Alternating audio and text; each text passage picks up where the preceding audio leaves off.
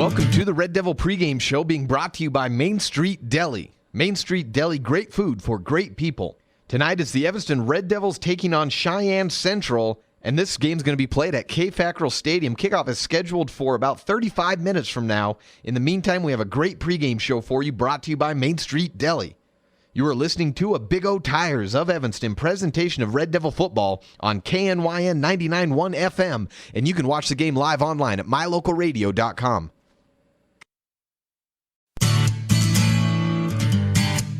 If you love food, then you probably already know the Main Street Deli in Evanston is the place to eat. If you haven't tried Main Street Deli yet, you're missing out on great food. The Main Street Deli serves breakfast, lunch, and dinner, custom creates cupcakes, and even caters.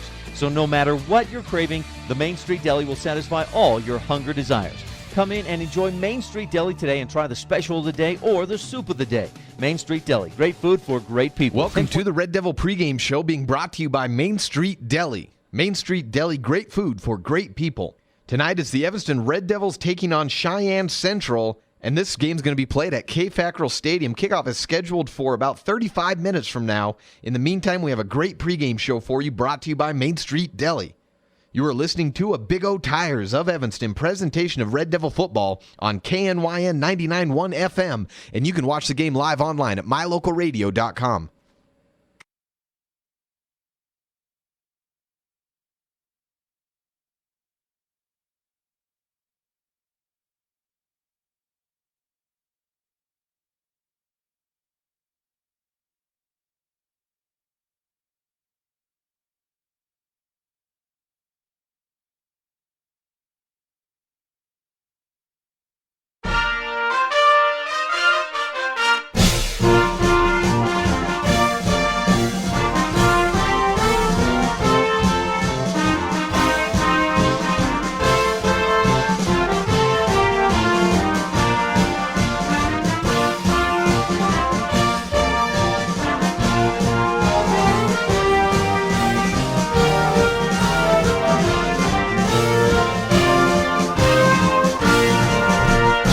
Welcome to the Red Devil pregame show being brought to you by Main Street Deli. Main Street Deli, great food for great people. Tonight is the Evanston Red Devils taking on Cheyenne Central, and this game's going to be played at K-Fackrell Stadium. Kickoff is scheduled for about 35 minutes from now. In the meantime, we have a great pregame show for you brought to you by Main Street Deli.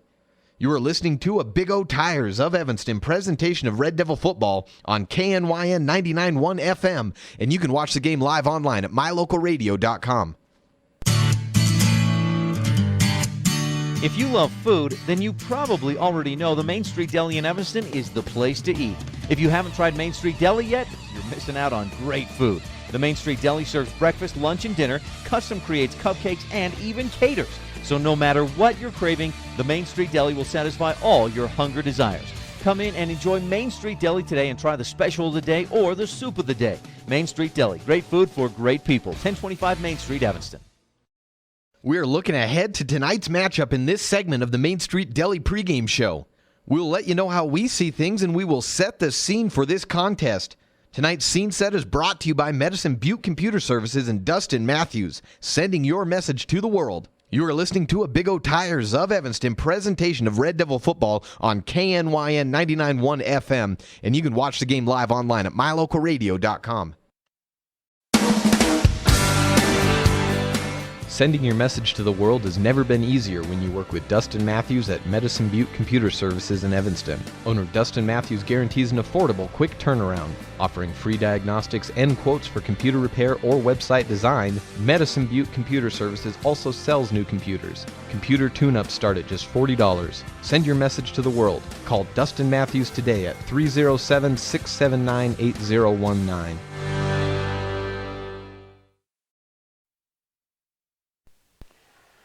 Welcome back to K-Fackrell Stadium, and welcome back to the Main Street Deli pregame show. Main Street Deli, great food for great people. It's time to go ahead and look out onto the field and set the scene for this afternoon, at the moment, soon-to-be evening's contest. And that scene set will be brought to you by Medicine Butte Computer Services and Dustin Matthews, sending your message to the world. We are looking at a couple of 2-6 teams today. It's Cheyenne Central coming into K. Fackrell Stadium to take on the Red Devils, which have fallen upon hard times as of late. The injuries have piled up. It's senior night, though, here at Red Devil Stadium, and it's a proud time for a lot of these kids. Even if they aren't playing, they're going to be able to suit up one more time, and they're playing for a playoff position. Both teams are playing for playoff positions. In fact, a few matches going on tonight. This one is one of them with serious playoff positioning on the line. Central, win and they're in, lose and they are out. They would be out due to a few weeks ago they lost to Laramie.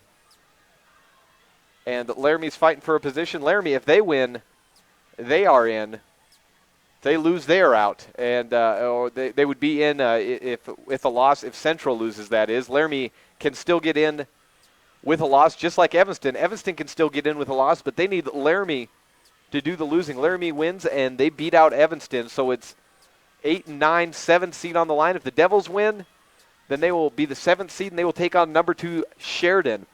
Sheridan and Evanston played early on this year. It was week 3 at home at K. Fackrell Stadium, and the Red Devils turned the ball over far too many times on special teams in particular to have a chance in that game. It was potentially going to be a 7-point lead, a 1-touchdown lead going into halftime if you take away those turnovers that the Devils had. But, of course, you can't do that.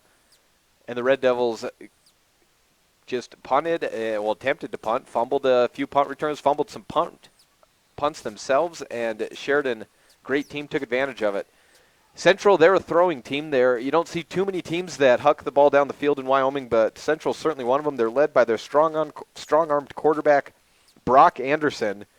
He was the quarterback for last year's team in that heartbreaking road contest to finish out the year when Anderson shot a pass across the field, just a screen past his receiver. That receiver, the defense was collapsing on him, thinking it was a last-ditch, maybe a hook and ladder. No, it was a wide receiver pass, and that receiver hucked it down all the way to the field for a touchdown on the last play of the game to break the Devils' hearts. Just like that last year, Evanston finishing up with Central this year. They're going to have a tough passing game to defend. They're a little bit banged up. The injuries have started to pile up for the Devils. Spencer Burley, the fullback running back, he's out after dislocating his elbow. Last time the Devils were at home, last week at Cheyenne East, Jesse Barker, the quarterback, was the latest one to go down.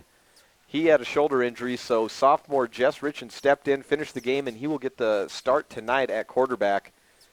Colton Lamb will be coming in at left tackle. Braden Tethel is going to play center. Donald Johnson at left guard moving over. And that is where we're at for the Red Devils lineup. No changes on the defensive end. Brendan Neff still in for Colton Johnson, who's out for the year at defensive end. For Central, we mentioned they like to pass. They're third behind Gillette and Sheridan, the two top teams in the state. Central's putting up about 202 yards per game, completion percentage just over 50%, 18 touchdowns through the air, 7 interceptions. Brock Anderson has quite the quarterback efficiency. He's at 120.9, 1,400 yards, looking to go over possibly 1,600 or a little more depending on how well he does today. Evanston trying to hang on, like we mentioned. If they win, they're the number 7 seed. If they lose, and Laramie loses tonight, Laramie playing Kelly Walsh at D-Ty Stadium. Last game played there. Laramie wins, they're the number 8. Laramie loses, Evanston's number 8, and they have to travel to Gillette to take on the undefeated Camels. Evanston, statistically wise, well, right now we're looking at what the Devils had. Jesse Barker, obviously their leading passer, 779 yards. Jess Richens had 28 yards last week on 7 of 13 completions. 1 touchdown, 2 interceptions. One of those interceptions was a pick 6. Rushing-wise, Zach Guild, 434 yards on 105 attempts, 4.1 per attempt and just 1 touchdown. He has led the Devils in rushing. Spencer Burley, who's gone, was at 391 a couple of weeks ago when he went down. Dylan Masson at 223. He didn't have too many carries last week. We'll see if he gets any more this week. Caleb Fackrell stepping into that fullback position, and last week at East it was almost exclusively Zach Guild in the backfield. And that is your scene set, brought to you by Medicine Butte Computer Services. We're about 30 minutes away from kickoff between the Red Devils and Central. Coming up next, we will visit with Ryan Berger on the Where Are They Now segment of our Main Street Deli pregame show. Where Are They Now is brought to you by Better You Wellness, now offering lab work and drug testing services for less.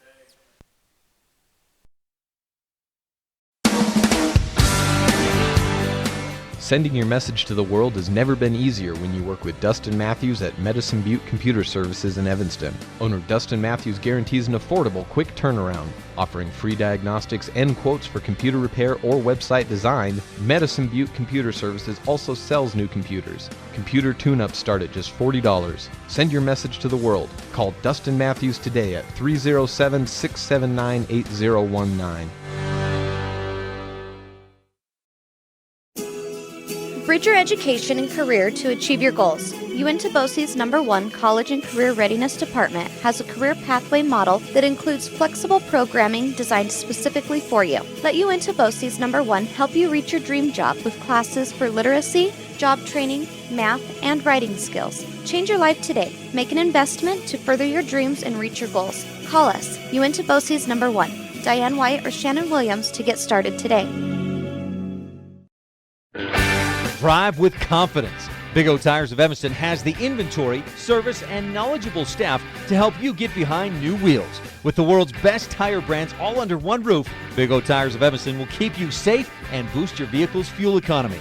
You'll be sure to drive away happy in your car, truck, or SUV when you purchase brand new cutting-edge tires, high-performance tires, or economy tires. The professionals at Big O Tires of Evanston, 607 Cheyenne Drive, the team you trust. If you love food, then you probably already know the Main Street Deli in Evanston is the place to eat. If you haven't tried Main Street Deli yet, you're missing out on great food. The Main Street Deli serves breakfast, lunch, and dinner, custom creates cupcakes, and even caters. So no matter what you're craving, the Main Street Deli will satisfy all your hunger desires. Come in and enjoy Main Street Deli today and try the special of the day or the soup of the day. Main Street Deli, great food for great people. 1025 Main Street, Evanston.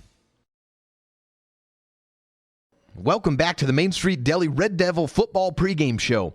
Tonight, the Red Devils take on Cheyenne Central. We're about 23 minutes away from our opening kickoff. In this segment of the Red Devil pregame show brought to you by Main Street Deli, we will catch up with Red Devil alum Ryan Berger. Ryan Berger graduated from Evanston High School in 1992.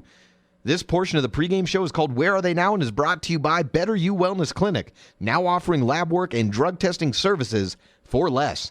You're listening to a Big O Tires of Evanston presentation of Red Devil football on KNYN 99.1 FM, and you can watch the game live online at mylocalradio.com. You have a new alternative to traditionally high-cost blood work. The Better You Wellness Clinic now offers blood work services for less. Come in with or without a doctor's order. Most insurance companies are accepted. The Better You Wellness Clinic offers flexible hours for scheduling appointments. Plus, walk-ins are always welcome. Drug testing services are also available. Save time and money when you have your blood work done at the Better You Wellness Clinic, located in the Smith Shopping Center on Yellow Creek Road in Evanston. This week's Where Are They Now is Ryan Berger, a member of the EHS class in 1992. If you listen to the station, well, chances are you know right where Ryan Berger's at, but we're going to go back and see where he's been, how he got here to be the head coach of cross-country, indoor track, and outdoor track, really in charge of all things running for the past several years. Let's start off with your high school days. You graduated with a couple of guys who are coaches now, and it's still in town. Plenty of these people. You were a football man, a track man. You did a little bit of indoor track and wrestling. What do you remember about those days? And if I remember right, there was the man that called your games, Mark Medea, referred to you even in the present time as the running man. So you must have been pretty fast. Yeah, I guess we had fast guys back then. That was a lot of fun. In track, we recall us being runners-up 2 years in a row. Had a great track team, great coaches that loved being a part of that. Had a lot of fun playing football our junior year and senior year. We were all a bunch of us started together, and had great teammates, great friends. We did everything what kids do today, hang out and go out on dates and have a lot of fun. Again, a lot of teachers here still when I was a kid, and respect those teachers, and really enjoyed being in their classrooms. I'm sure I wasn't the best of students. I mean, I tried. At least my parents think I was. my teachers might have gotten on me a little bit, but we had a blast, and it was fun growing up with those guys and gals, and just had a great time. You went to Weber State on a partial track scholarship, you said, and was part of the first boys team to win a conference or regional title with that. You finished up your school in Wyoming. To be honest, I'm surprised you went anywhere other than Laramie to begin with, because of how big of a Cowboy fan you are. It probably had some fun running track, and then probably had a lot of fun going to your home state college. Well, it was really hard because Wyoming offered a walk-on, and I didn't understand the game of going to college as far as sports were concerned, and my parents and no one really guided me. So it was like someone offered me a little bit of money. So I will say Weber State got me my start to go to college. I went, and I ended up enjoying college. I ended up being a better student in college than I was in high school. For some reason, we all change as adults, but I really enjoyed Weber. But I also, my wife and I, Brenda, got married young, and we just wanted to come back to the great state of Wyoming and go to Laramie. It was a goal and a passion of ours to be in Laramie. And then once we got there, we just felt like home. Laramie was just a cowboy state. It's just being cowboys, and we stayed there, we lived there, we made it our home, and for 4 or 5 years, and just had a blast. Just being being a resident of Laramie, and then we ended up getting jobs here in Evanston. You became a coach for track and cross country several years ago now. Is it something like 7 maybe years? Well, head coach, I've been here for about 3, but I've been coaching track here since I started teaching, so back in 2000, 2001, somewhere in there, and just have been coaching for about 15, 16 years now, and really enjoyed it, and coached with a lot of many great men. Dave Drew and I coached freshman football together with Phil Peterson, and had a blast doing that. That was some of my favorite memories, and coaching with Coach Morey and Donnie Moore. Those people are really, really awesome.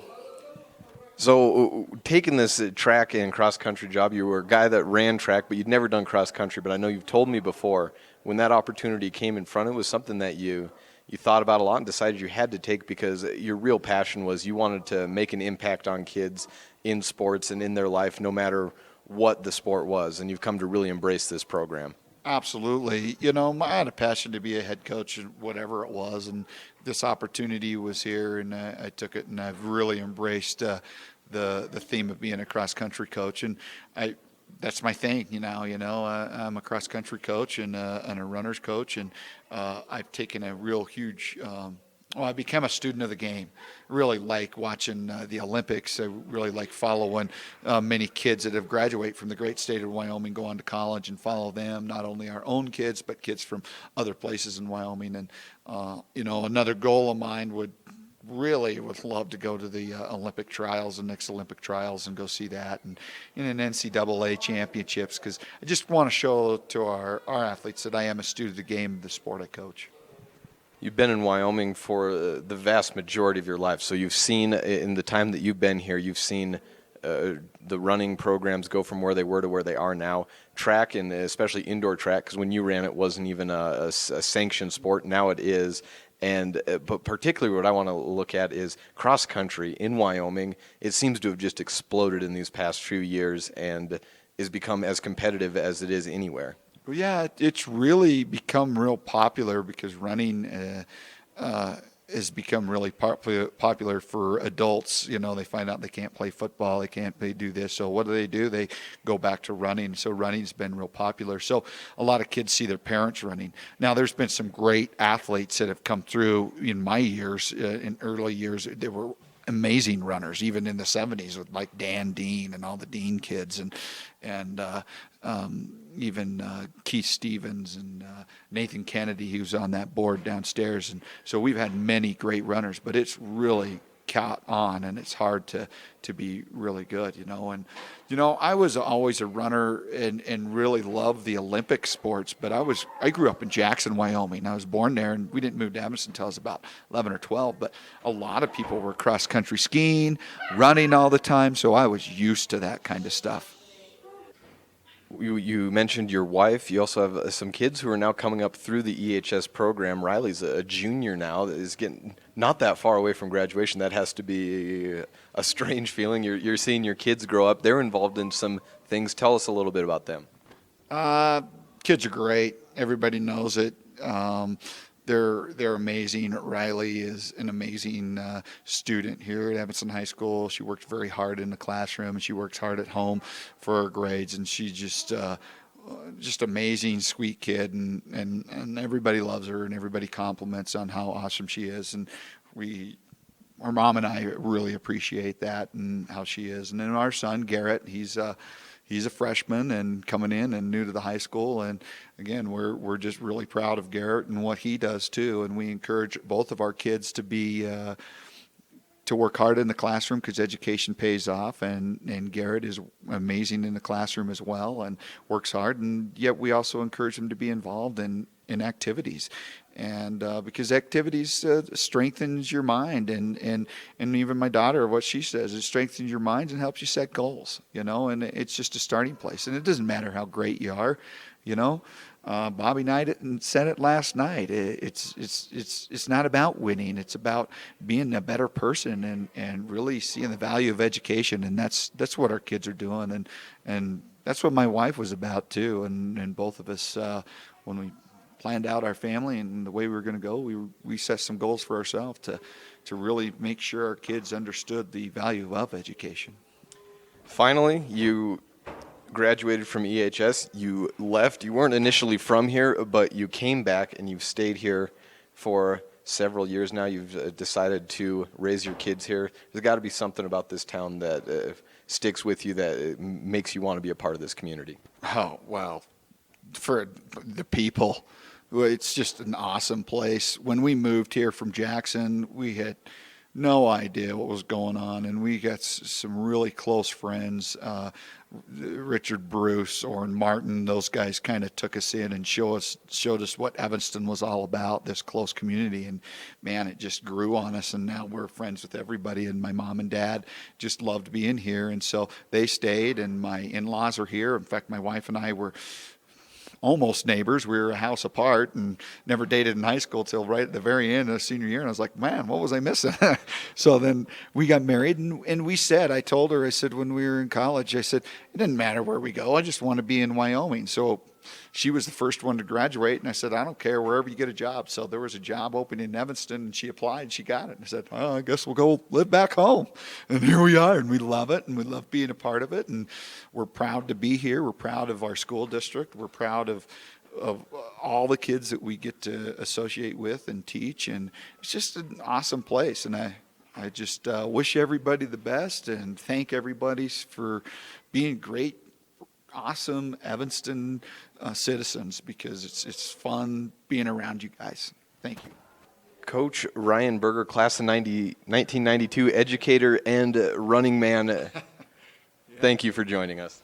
Thank you, and I appreciate this opportunity to be interviewed. It's fun to talk about my past.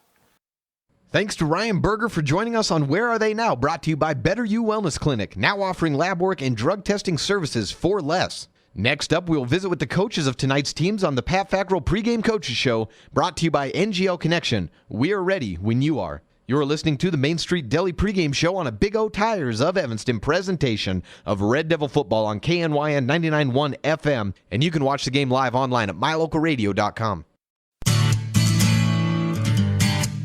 If you love food, then you probably already know the Main Street Deli in Evanston is the place to eat.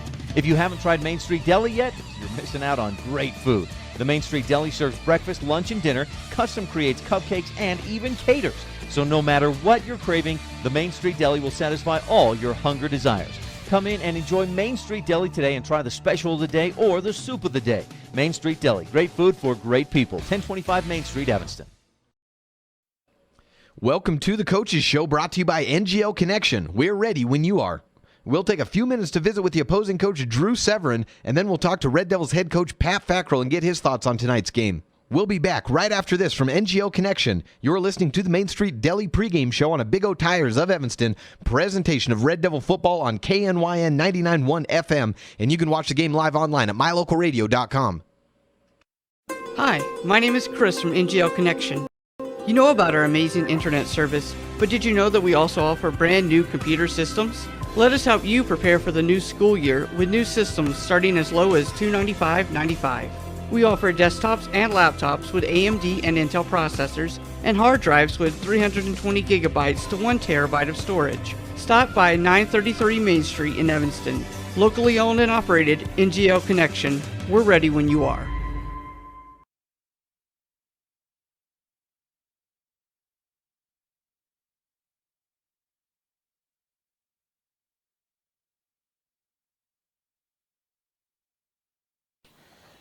Here with Central head coach Drew Severin, getting ready for the final regular season of the game. It's a win and you're in situation, losing you're out. How have you prepared your players this week? You know, biggest thing is what you just said right there. You always present the facts to them right out the chutes, and I think, the focus has been really, really well. I think our focus has been just, eliminate mistakes. The mistakes are what's killing us right now. And we eliminate mistakes and we'll be fine. I think the biggest thing is we got to be relentless tonight. That's our key focus, is relentless, and but stay loose at the same time. You can't be so uptight, to not make mistakes. You got to be able to fly around and play football. There's been a lot of parity this year in the 4A season. You went and beat East. You lost to Laramie. Those two are right now kind of on opposite ends of the standings. How have you felt about your consistency throughout the season? Has it been there some weeks and not others, or have other teams just stepped up in the right times? I think, looking back against Laramie, Coach Severson, he's got it going on over there in Laramie. A lot of people don't give him much credit, but I'll be the first to tell you he's got weapons, and he's got kids starting to buy in one at a time. You look at that game, I lose sleep at it every time I think about that game. And, opposite of that too, like you said, East, that shows you what we're capable of, and if we play well, what we can do. And I think that's, what we told the kids this week. We kind of talked about both ends of the spectrum, and we told them we got to be on one end only tonight. So that's what we're going to try to do and get it done. Football in Wyoming usually played on the ground. You're one of those teams. If you're a team like Gillette where you got 4,000 kids to choose from every year, you're probably going to find a kid that can huck it. But you have one, and among all teams, yours is about as dangerous of a passing team as it gets in Wyoming, where teams are going to try and run, and some teams are going to try to run the clock out on you. What are the risks and what are the rewards of your offense? I think you got to have a mix of both. But, obviously, Brock, he's going to start us tonight. He's going to get things going. I think, the world of him. I even think of the world of him even more this week. Even going in and having a meeting with him on Monday, talking about this week and how he wants to compete here in this last, in-season game and wants to lead the team and get it done. And, we've got threats out wide. I think we got to have a mix of both. But the real thing is if it's in your vicinity, receiver, you better catch the ball. And the quarterback, he knows he better get it on target. Otherwise, there's a chance of it get popped up, tipped, or intercepted. But those are the things that there's always pluses and negatives, but it's all about, what they're giving you at that given time. Win or lose, what are you going to remember about this 2015 team? The biggest thing, looking at it, we're focused on one direction right now tonight, and that's the big thing we're going to look at. But I got to tell you, looking at this, we're not a school of a lot of numbers. We're not very big. We're not a big number school. And we got kids in our program right now that are developing and doing the right things. At the end of the day, we're constantly as a staff getting better. The things that I remember, is the work ethic that we're instilling in the kids, and slowly but surely, one by one, we're tagging another one on to the side that we want, and the tribe way. And I think that's one thing that we're going to hang our hat on here and in the future, and shoot, hopefully after tonight and hopefully into next week. It's sunny out It's about 50 degrees. Past few years, weather has really held up in Wyoming. It's got to be a nice thing to be finishing out the regular season, and you still haven't even seen snow. You know, we did. We saw snow this morning on the summit going into Laramie, but it's crazy. I mean, I was joking around, a month ago. I'm going, Evanston will be the game. We're going to have 12 inches. It's going to be 60-mile-an-hour winds. But here we are, look, dry as a bone. Like you said, not a drop of wind, and I'm sitting there going, I don't even know if we're in Wyoming right now or not. But it's been nice for sure. Don't get me wrong. I got a couple coaches on our staff. I swear they're more into the Florida weather, but and I always call them wimps for it. But I think the biggest thing is I think it's great because, weather does dictate the game, and when you get to play in nights like this, you get to let it hang out and you get to do things that you want to do. So, I mean, it's a plus for us. Coach Severin, joining us about the 50-yard line pregame. Thanks for joining us. Thank you. That was head coach Drew Severin of Cheyenne Central. We're about 15 minutes away from kickoff of tonight's action.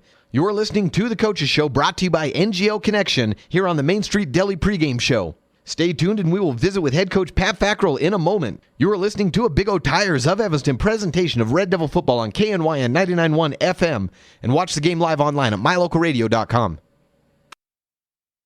School teams eat breakfast free and have special room rates. Whenever you're in Evanston for team events, make sure you stay at the Best Western Dunmar Inn. Our 7-layer beds will help your team rest easy, and our rates will help your athletic director rest easy. Teams eat breakfast free in our full-service restaurant. You'll sleep well, you'll save money, and you'll eat like a king when your team stays in Evanston at the Best Western Dunmar Inn. Call today for your reservations, 307-789-3770.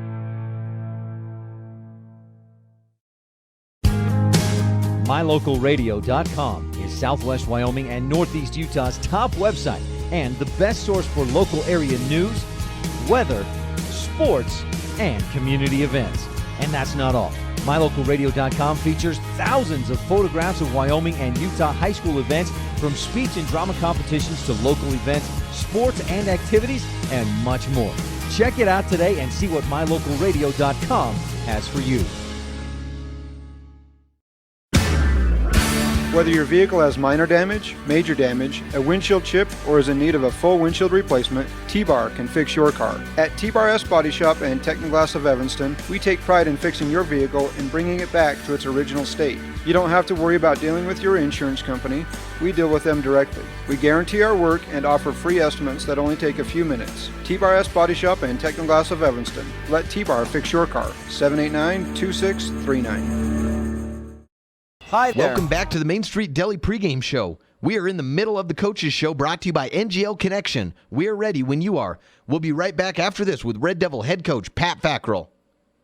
Hi, this is Chris from NGL Connection. Are you dying to try Windows 10 but worried about settings and configuration? We can help. Just bring your Windows 7 or Windows 8 machine in, and we'll make sure your upgrade is running smoothly. Upgrades start at just $50. We offer same-day turnaround if brought in by 2 p.m. Stop by 933 Main Street in Evanston. Locally owned and operated, NGL Connection. We're ready when you are. Pre-game with Coach Fackrell, getting ready for the final home game of the regular season. We're going to start with your seniors since it is senior night. Obviously, all of them aren't going to be able to suit up for you, but what are you going to remember out of this class as a whole? I'm proud of this class. I know that our record's not where they want it to be. Our record's not where we want it to be. But, their sense of brotherhood, their sense of leadership, their coachability, all the things that you want as a coach for kids, these young men are just, they exemplified it. The fact that they came to work every day, tried to get better, always did get better. With all the injuries we just had such a bad bug of season-ending injuries that it just kind of took us out of some games. And so, I think the thing I remember is just these kids, how physical they were willing to be, and how much they wanted to work and practice. We had to modify our practices a lot because we were afraid of getting banged up there. It's an effort group, and as a coach, I'm really proud of these kids, and I know that they'll go a long ways. Well, you got some guys out. First, you lost your running back. Now you're looking at going with Jess Richens as your starter at quarterback. What are you working on in practice this week to prepare the team with new personnel and a new skill set? Jess Richens brings kind of a different type of quarterback to us, where we felt like we could throw the ball with Jesse Barker. We feel like we can run it with Jess Richens. He's very elusive. He does a lot with his legs, and so we put a game plan in this week to utilize the tools that he has, and that's him running the ball, doing some things on the perimeter with him. And so we'll see how it goes, and it's been a good week of practice for him. He's picked things up. He's a smart kid, very coachable, and so we'll see how far we can go with it. You're facing a team unlike a lot of other teams that you face. Most teams you go against are going to start with the running game. This is a Central team that really likes to throw the ball around. Brock Anderson was their quarterback last year. He had a lot of success, and he's come back. He's third in the state, I believe, in passing yards. And so how do you prepare for going against a team that's going to be throwing it all over? Well, we know that we got to stay, in our coverage. He's a guy that's gets out of the pocket well. Avoids the sack. He's able to, again, use his legs to make plays longer. The things that you watch on film is when he scrambles, their receivers find open windows, and so we have to stay in coverage until the whistle blows. That's the number one thing. The second thing is keeping him in the pocket. Our rush lanes from a defensive line standpoint is collapse the pocket. Don't try to take the easy way and go inside, because then he'll go outside. So we just got to, maintain a pocket and keep pressure on him and stay in coverage. Season's winding down. You have some weather that's held out. I know it's been a tough year with a lot of injuries, but have you been able to have some fun still in these last few practices? It's been a fun year. It's these kids, like I said before, the record's really not indicative of who they are. They're a hard-working bunch. Every week they came with their lunch pail and the fact that they wanted to get better, they wanted to win. And so, as a group of guys, they kind of really rejuvenated us as coaches in the fact that just work hard and try new things. And so, we're excited about tonight, and I know our seniors are too. Last time they get to play here at the stadium, and we kind of keep reminding them, it's your last Tuesday night, it's your last Wednesday night, and maybe that kind of starts to sink in a little bit that, sometimes those careers are coming to an end. Coach Fackrell, thanks for joining us, and good luck tonight. Thank you very much. This has been the Coaches Show, brought to you by NGO Connection. We're about 5 minutes away from tonight's kickoff. You're listening to the Main Street Deli pregame show on this Big O Tires of Evanston presentation of Red Devil football on the Big Dog and MyLocalRadio.com. An active lifestyle is important to overall health, but sometimes we need a doctor's care. The Goebel Medical Group is a team of highly specialized, world-famous leaders in the medical industry who've joined the Premier Surgical Center in Evanston. Doctors E. Marlo Goebel, Sam Linford, and Brian Tallarico each specialize in orthopedic care. Keep your active lifestyle. Get the specialized care you need from the Goebel Medical Group in Evanston. Call today for an appointment, 789-0096.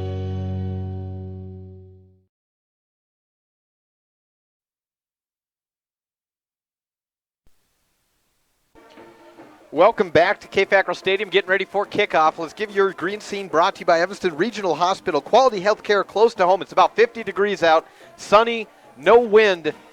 It's late October, and we're doing pretty good. Big crowd for senior night. Dance team's ready, football team's ready. They're all ready. Win, and they're in for the Devils. Win, and they're in for their Central Indians. And that is your green scene brought to you by Evanston Regional Hospital. Quality health care close to home.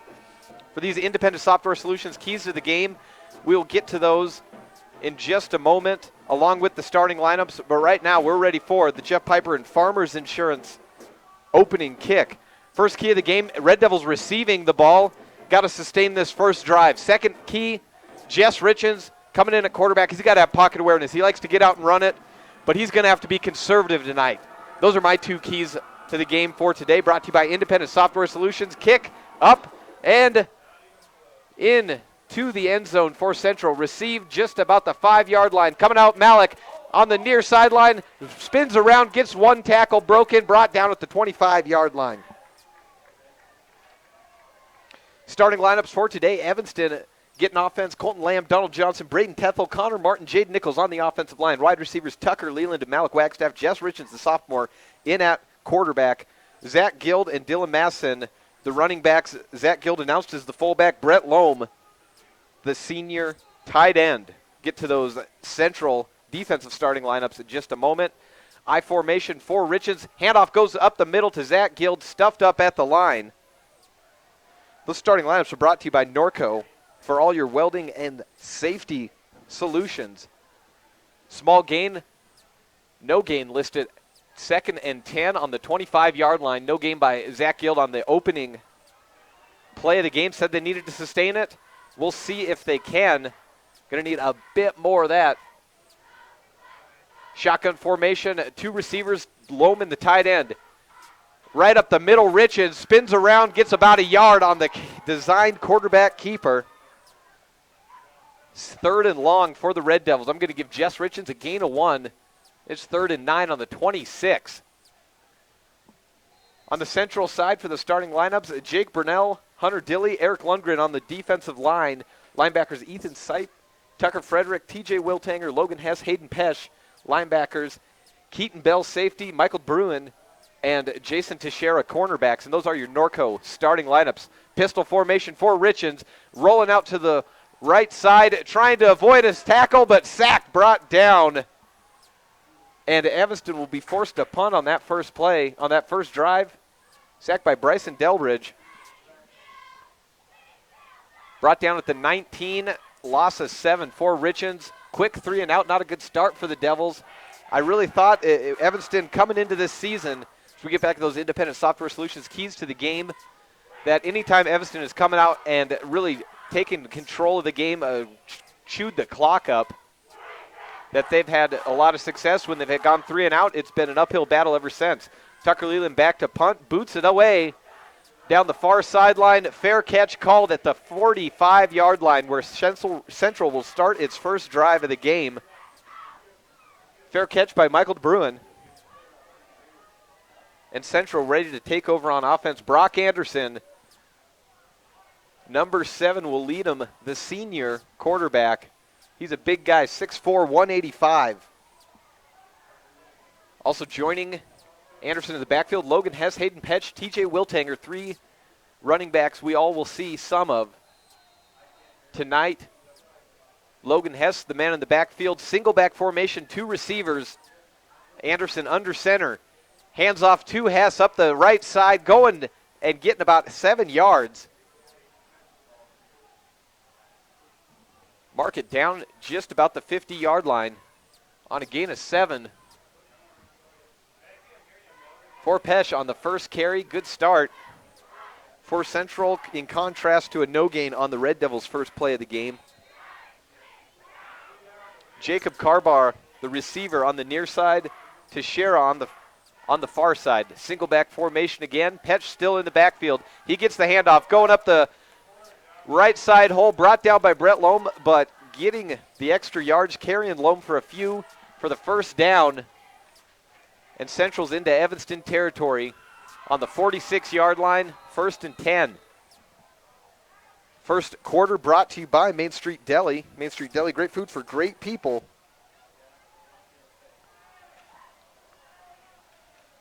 Single back formation again for the Indians. Anderson under center. Going back to pass this time. He's got a man and brought down after a gain of 9 yards. Teixeira gets the catch on the far side. 2nd and short for the Indians. 8:46 left on the UNF Physical Therapy scoreboard.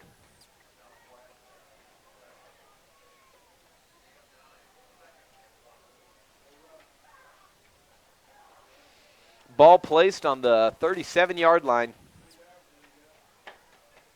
Brock Anderson getting his first completion on his first attempt. And if Petch, the single back, keeps running like that, it won't be hard. Another handoff to Petch up the middle. First down, and Moore still on his feet right up the middle, down at the 25-yard line. Big gain of about 12 yards. And another first down for the Indians. Hayden Petch, the man in the back, getting the start, and he's stayed in that backfield. Haven't seen either Hesh or Wiltanger yet. Talking to head coach Severin before the contest, he said expect to see a lot of rotating. So far on the outside receiver, it's been Teixeira and Carbaugh. In that X for Teixeira and the Z for Carbaugh. Single back, handoff goes to Petch, swallowed up by Brendan Neff for a loss. First negative play of the day for the Devils defense. Trying to go out that left corner, going off his left tackle, couldn't get it done. Ball marked at the 30-yard line. Loss of 4 yards.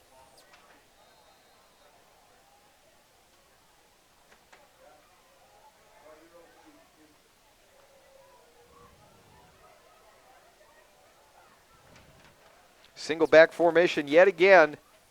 2 receivers, 1 tight end on the set. Handoff goes to Petch. Got a big hole going up the right side to the 25-yard line. Brought down by Tucker Leland at the 20. That's a huge gain coming off of a 2nd and 13 from the 30. Gain of 10 makes it 3rd and 3. Very manageable for Central. And won't be surprised to see Petch run it one more time. Red Devils have had a tough time closing any gaps at the defensive line.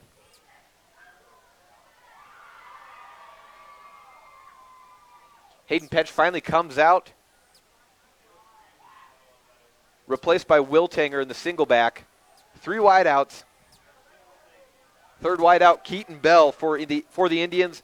Early movement at the line. Should be a free play for the Indians. Completed on the pass and first down to Bell.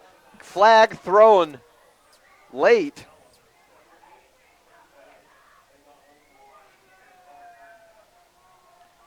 See what that call is. Might negate that completion. It was a screen pass to Keaton Bell. He got the extra yardage he needed.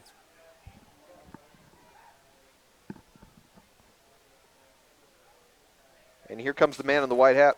Holding on the offense. Bring it back. 3rd and long now for Central, and Brock Anderson probably going to have to pass. Ball marked on the 29-yard line.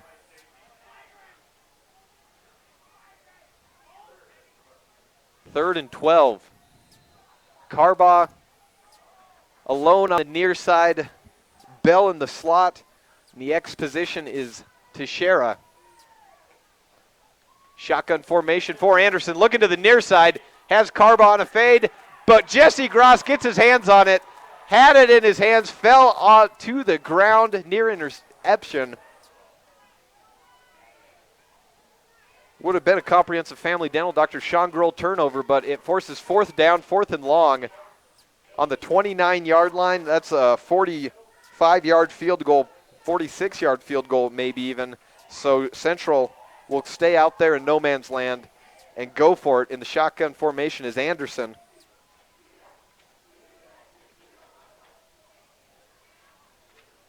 Man in the back is Wiltanger blocking. Anderson's going, looking deep, picked off. Evanston gets it out to the 30-yard line, no, 25. Griffin Mitchell gets the comprehensive family dental Dr. Sean Grohl turnover, returns it to the 25-yard line. Evanston gets a pick with 5:59 left on the UNF Physical Therapy scoreboard in the Main Street Deli first quarter.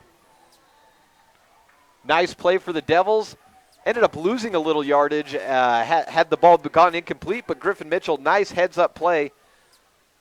Getting the pick up the middle. I formation, handoff goes to Guild right up the middle, brought down at the 27-yard line.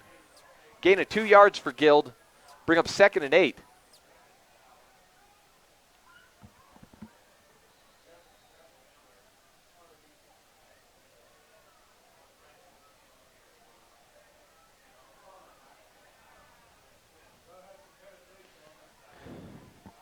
Shotgun formation, no pistol formation for Jess Richens. Leland on the near, Malik on the far, and the receiver. Handoff up the middle, going nowhere. No gain, maybe a loss. 3rd and long, the carry went to Dylan Masson. Ball marked right where it originally was, so 3rd and 8 now after the no gain by Masson. Masson's playing out of the tailback in the I formation. Guild and Masson getting carries both in the shotgun. Right now it is Masson at the tailback and Guild at fullback. I formation, 2 receivers. Richens under center. Handoff up the middle to Zach Guild. No faked. Richens rolling out to his far side. Tries to complete it to Brett Loam on the sideline, but goes out of bounds, incomplete.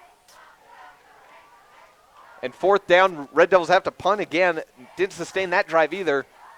Took about a minute off the clock. There's 4:44 left on the UNF Physical Therapy scoreboard in the Main Street Deli first quarter. Scores 0-0. Carbar back to receive the punt for Central. Tucker Leland going to kick it deep. At least that's what he hopes he's doing. Leland came in for Colton Johnson a couple of weeks ago at punter. There was some snap problems. This one goes high as well, but Tucker's there, gets it off, goes past midfield, hits the ground at the 45 and stays right there. So that's where it'll be downed by Seth Davis. Good field position for the Indians, but not a bad punt by Leland. He's kicking from deep within his own field. And there's 4:34 left in the Main Street Deli first quarter, 0-0. First drive for the Indians ended up a 4th and 12 attempt. Essentially a punt as Griffin Mitchell picked it off. No first downs yet for the Red Devils. Handoff to Will Tanger up the left side. Small gain, about 4 yards. TJ Wiltanger made one cut, dove in there. Got a few yards, not a bad gain. They're going to mark it 2. 2nd and 8 on the 47-yard line. Carbob, Bell, and Teixeira, the receivers, single back. Wiltanger still back there. Anderson under center. Blitz coming from the Devils. Guild misses him, but the second man brings him down. That's Griffin Mitchell getting the tackle.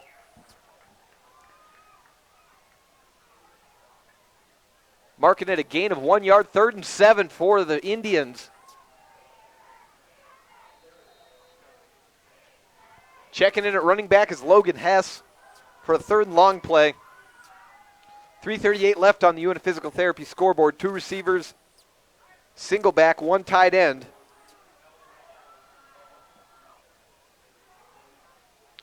Handoff faked, rolling out to the near side is Anderson. Looking for a man. Jumped the route. Did Jesse Gross, falls to the ground. No flag. Nice stop for the Devils. And it's a punting situation. It's a stalemate early. Jesse Gross has done a nice job covering his man. Man is Carbaugh. Nearly got a pick last drive. And on the comeback route by Carbaugh, Gross did a nice job picking it up and closing the gap. Indians going for it on 4th and 8 from the 47-yard line. Faked. Carbaugh ends up punting it. It was a fake going for it. And returned by the Devils. Going up the near side, the far sideline. Malik Wagstaff still on his feet past the 50, knocked out of bounds after the Red Devils get into Central territory. And that's a huge play by Malik Wagstaff. Fielded about the 20-yard line, carried all the way to see where they place it, where they went out of bounds. Wagstaff ruled to have touched before he got to midfield. He kept running, but one of the officials saw one of his foot tap out of bounds, so marked on the Devils' 46-yard line. Spread formation for Jess Richens. 4 receivers, trips left. Right up the middle, designed run by Jess Richens, gain of about 4 yards. Might have been more than that as Richens hit his initial tacklers and then had a nice second effort. Ends up being a gain of 8 on a nice second effort by Jess Richens. Ball placed into Central territory on the 47-yard line. 2nd and 3. Richens sacked for a loss of 7 last drive. 2 drives ago in the opening drive. Gets those 7 back. I formation, Guild in the 3-point stance at fullback. Masson deep blitz coming from Central. Right up the middle. Handoff to Guild. Stuffed up at the line. Gain of maybe 1 though. 3rd and short set up for the Devils. Inside Central territory. First time they've been there. This being their 3rd drive.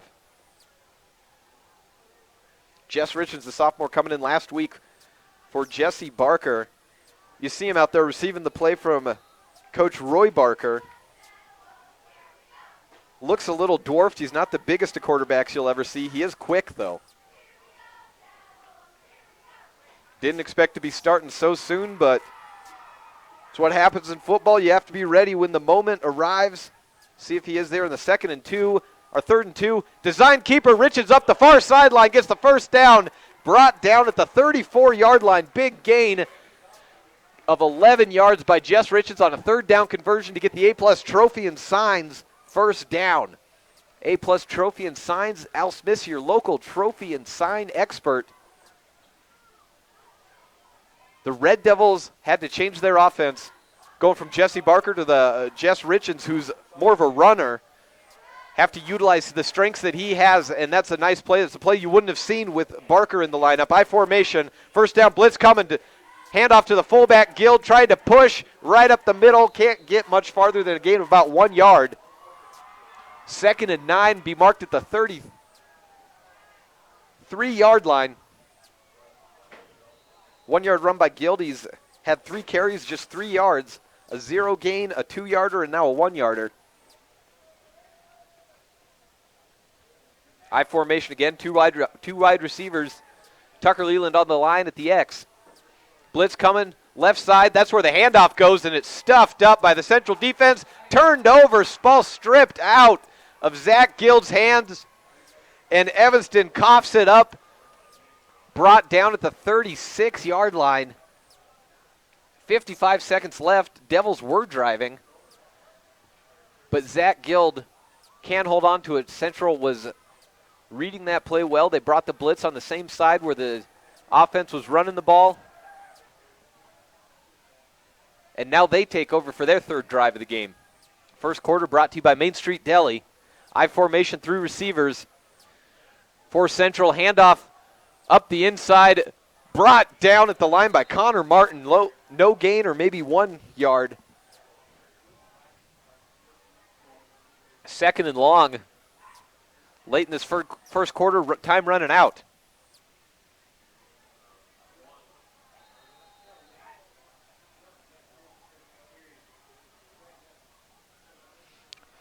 Shotgun formation for Anderson. 2 wide receivers, 1 man in the backfield. Anderson fakes the handoff, goes to his tight end, incomplete. Pass intended for Ethan Sipe. 3rd and long on the 38-yard line. Central needs 9 yards. 19 seconds left. Clock stopped in the first quarter, brought to you by Main Street Deli.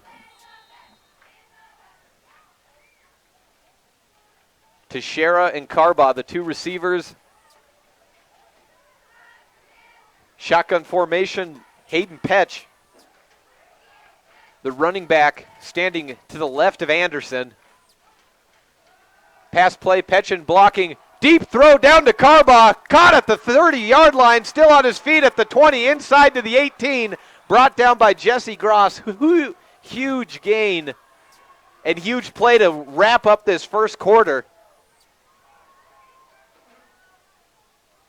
Ball marked on the 18-yard line.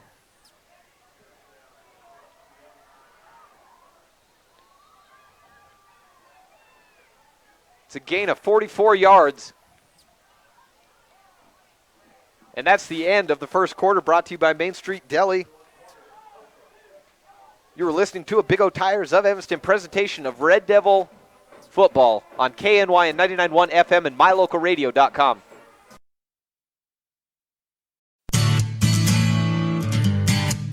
If you love food, then you probably already know the Main Street Deli in Evanston is the place to eat.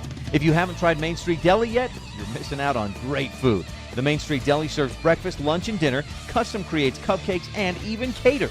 So no matter what you're craving, the Main Street Deli will satisfy all your hunger desires. Come in and enjoy Main Street Deli today and try the special of the day or the soup of the day. Main Street Deli, great food for great people. 1025 Main Street, Evanston. You're on a tightrope, thousands of feet off the ground. You feel the breeze hit your body. You are totally focused and present with every movement. Standing on an unstable platform improves your mental concentration and balance. Luckily, you don't have to stand on a tightrope to accomplish this. Yoga on a paddleboard, indoors or out, improves your balance and well-being. This is Jen Ellingford inviting you to do paddleboard yoga with me today. Barefoot yoga and paddle. Enjoy the journey. 128 Yellow Creek Road. Welcome back to Cape Fackrell Stadium at 0-0 on the UNA Physical Therapy scoreboard as we start our second quarter, brought to you by Perkins Automotive. Handoff to Willoughby, and outside the 20, no gain. Wiltanger was the ball carrier on that one. Willoughby was the libero last night when I was calling the volleyball game.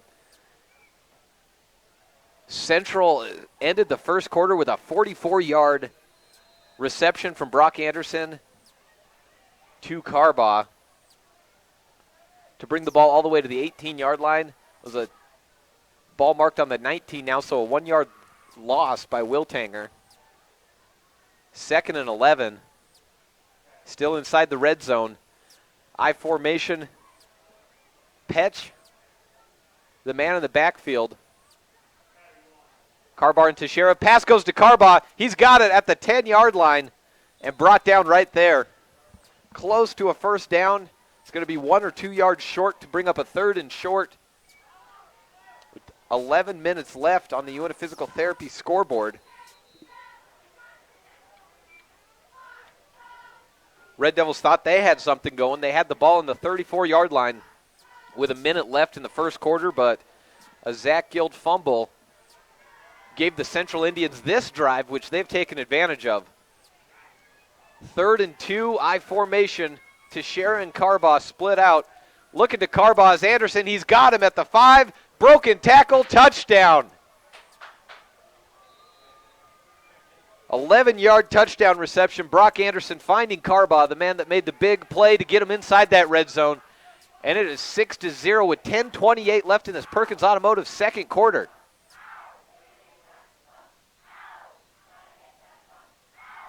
Coming out for the extra point will be attempted by Aaron Barber. Kick up and good through the uprights. And it's 7-0 in this Perkins Automotive second quarter on the UNA Physical Therapy scoreboard. You're listening to Big O Tires of Evanston, presentation of Red Devil football on the Big Dog and mylocalradio.com.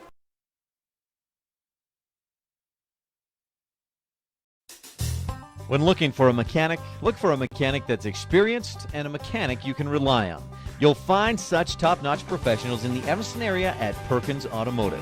From the cleanest auto shop in town to the outstanding customer service you'll receive, Perkins Automotive is the place to take your vehicle, domestic or Asian, for repairs or maintenance. Find Perkins Automotive at its new location next to Brian's Muffler Shop on Highway 89. Call Perkins Automotive today, 789-9045. Welcome back to the Perkins Automotive second quarter. Red Devils send Malik Wagstaff and Tucker Leland back deep to return the kick. Just before that brief pause in action, Brock Anderson, the senior quarterback, found Jacob Carbaugh, the senior receiver. Not a big guy, 5'11", 155 is what he's listed at, but he is quick and he's been the favorite receiver of Anderson today.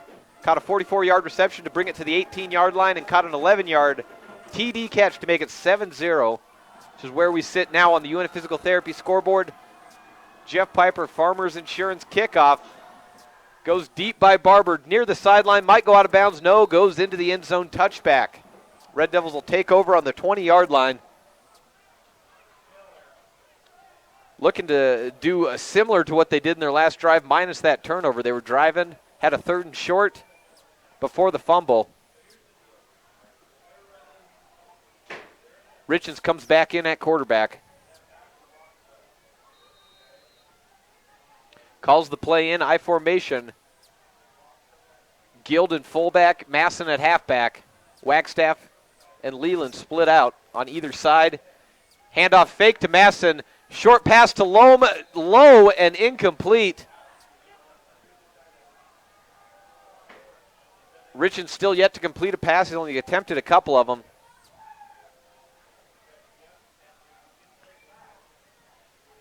Red Devils have only gotten a few first downs, all of them coming in the last drive. I mean, that has been pretty quick work by the Central defense. I formation, Masson deep at halfback. Handoff goes to Dillon, going up the middle, minimal gain of about 2 yards. 3rd and long upcoming.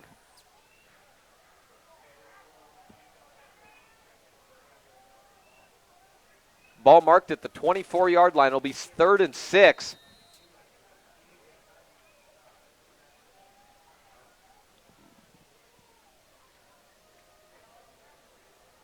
UNF Physical Therapy scoreboard says the 29. It is, in fact, the 24-yard line if you're looking and watching on mylocalradio.com. Pass to from Jess Richards to Malik Wagstaff, completed for the A-plus trophy and Science first down to the 36-yard line. That's a gain of 12 yards on the first completion of the day for Jess. And that's an A-plus trophy and Science first down. Griffin Mitchell checks out, gets a high five from his father, Jason Mitchell. Follow his blocking on that play. I formation, Masson deep, blitz coming from the right side, Central. Handoff right side through the hole. Masson gets close to a first down, gain of 9 or 10. Nice run, and the Devils are getting those drives working. Looked like it'd be a lot like the first few drives by the Devils after 2 ineffective plays, but a 3rd down conversion by Malik Wagstaff, followed up by a nice run and a first down 10-yard run by Dillon for the A-plus trophy and Science first down. Ball placed at the 47-yard line. I formation again. Handoff to Guild up the middle. No, kept by Richards. Going to the left side. Has a big hole down the sideline. He might have someone to beat. Carbaugh gets past him, pushed out of bounds inside the 10. 38-yard run on the fullback handoff fake. Jess Richards, his biggest strength, they said, is quickness. And he's looking like Eric Crouch from his Nebraska days running that offense right now. Huge gain, ball marked at the 9-yard line.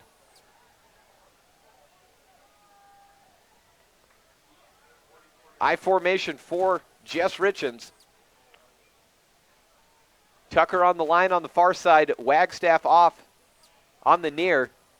Masson gets the handoff up the middle, avoids one man, bouncing to the left side, pushing his way in, and touchdown Red Devils.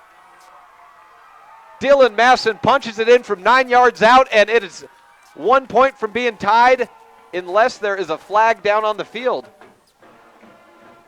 No flag down. Saw a reaction from the coaches, so touchdown's good. 8:54 left, it's 7-6. And the Red Devils got a quick answer. Caleb Fackrell looks a little shaken up. That might have been what the coaches were upset about, maybe a late hit against Fackrell that went uncalled. Hoping he's okay. Devils cannot afford to lose anyone else. The quarterback slash kicker, Jess Richards, lines up, hold down by Leland through the uprights, then the to-the-point dance studio, extra point, good by Jess Richards. And it's all tied up on the UNF Physical Therapy scoreboard in this second quarter, brought to you by Perkins Automotive. An active lifestyle is important to overall health, but sometimes we need a doctor's care. The Goebel Medical Group is a team of highly specialized, world-famous leaders in the medical industry who've joined the Premier Surgical Center in Evanston. Doctors E. Marlo Goebel, Sam Linford, and Brian Tallarico each specialize in orthopedic care. Keep your active lifestyle. Get the specialized care you need from the Goebel Medical Group in Evanston. Call today for an appointment, 789-0096.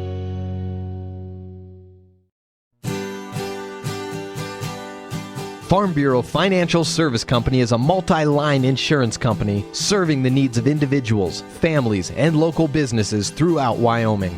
Hi, I'm Brad Morrison, your local Farm Bureau agent. Whether you live in the country or city, I can help you with an insurance plan to fit your needs. Call me today at 789-3291 to help you with an insurance program that'll give you a financial peace of mind. At Farm Bureau Financial Services, we do business your way.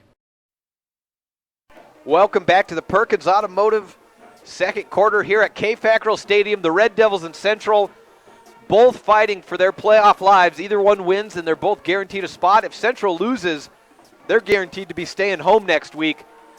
Jeff Piper and Farmers Insurance kickoff. Jess Richards, he's doing it all tonight. Boots it down, squib right. Handled at the line by Wiltanger. Pushes out to the 35-yard line where the Indians will start their drive. 8:49 left, tie ball game. That 9-yard run into the end zone by Dylan Masson was set up by a 39-yard fake fullback handoff. Jess Richards took it up the left side of the line, got to the sideline, and was off to the races. It was Jacob Carbaugh that finally brought him down. But it only took one more play. Dylan punched it in. The Devils are tied up. I formation. Anderson under Sander. Fakes the handoff, rolled out to his right side. Going deep, looking for Carbaugh again. Double coverage. Flag called. It's going to be passing interference, I think, against the Red Devils. Jesse Gross and the safety Dylan Masson were in coverage. They were both looking at the ball, trying to make a play. Masson, I think, is going to get the flag against him.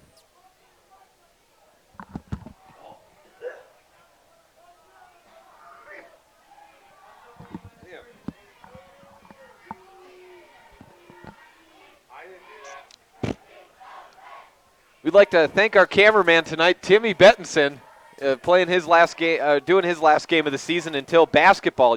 Until the basketball, we'll have him back at Red Devil Gymnasium then. Former Red Devil, former part of those early 80s teams, played in the state championship game. I formation for Anderson. 4 men on the line.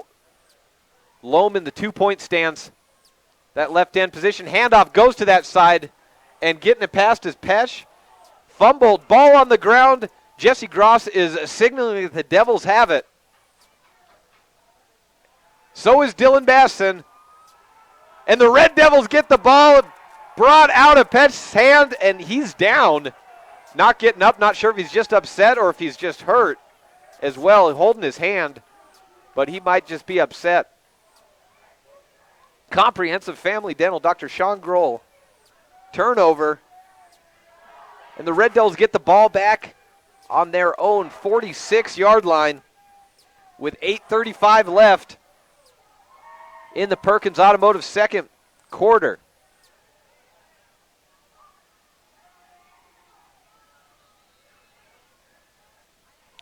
I formation for Jess Richards under center.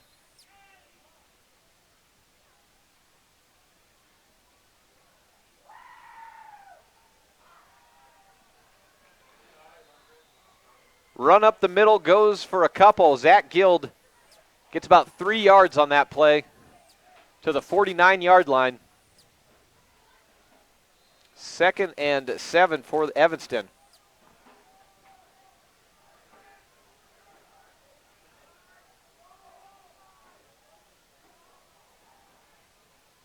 Guild comes out, shotgun formation. Matheson to the right of Richens. 2 receivers. 2 tight ends. Handoff faked, read option. Going out to the far side is Richards, but gets nowhere, just back to the line. It'll be 3rd and 7 yards to go.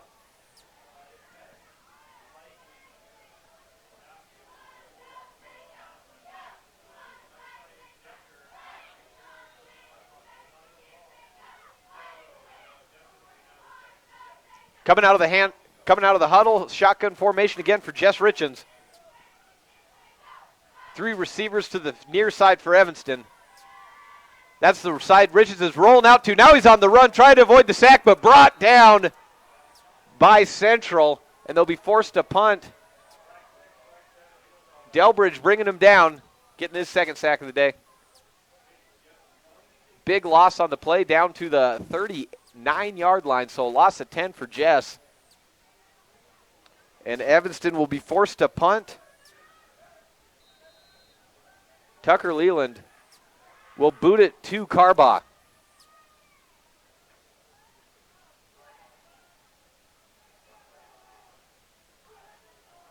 Punt goes to the near sideline, out of bounds at about the 39-yard line. Referee marking it at the 40. Central's own 40 where they start their drive. Last drive lasted exactly one play. It was Petch fumbling it.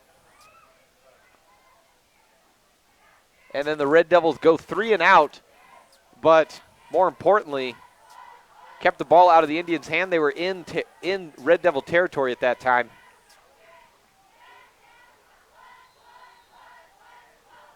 I formation for Anderson. 3 receivers. The slot man is Keaton Bell. Single back. Handoff up the middle. Swallowed up at the line. Brett Loeb's trying to strip it out, but they get him down for maybe a loss of 1 yard. That was TJ Wiltanger on the carry. Ball marked for a no gain. 2nd and 10. Wiltanger out. Logan Hess in.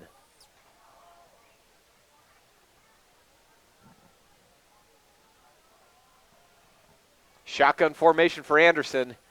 Hess to his right. 3 receivers. Bell, the slot man, handoff goes to Hess. Swallowed up for a loss. Nice plays by the Devils defense. That was Brendan Neff on the tackle. Came in for Colton Johnson following Johnson's injury, broken wrist. And he gets the tackle there. Brings up 3rd and 11 on the Indians' own 39-yard line. 4-3 formation for the Devils. Caleb Fackrell looks like he might be coming up the middle. He is. Anderson's looking to his near side. Has Teixeira, but underthrown, incomplete. 4th down. You expect the Indians to punt inside their own territory, certainly.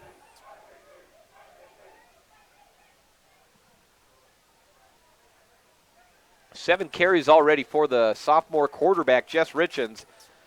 Been sacked twice, so a net gain of 41 yards for him. Set up a 9-yard touchdown following a 39-yard run by Jess. Masson was the one punching it in to tie it up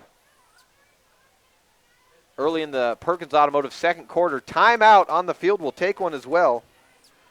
And return on this Big O Tires of Evanston presentation of Red Devil football on KNYN and MyLocalRadio.com. The good old days weren't as good as everybody remembers. I hauled hay to feed my horses, thrashed them down, and watered them every day. Today, when my Dodge needs service, I simply bring it to Cowboy Motor Company in Evanston. I can relax and read the paper, or they'll give me a loaner car while my girl's in the shop. Plus, every 4th oil change is free. When you shop at Cowboy Motor Company in Evanston, you're living the good old days. Save a horse, buy from Cowboys.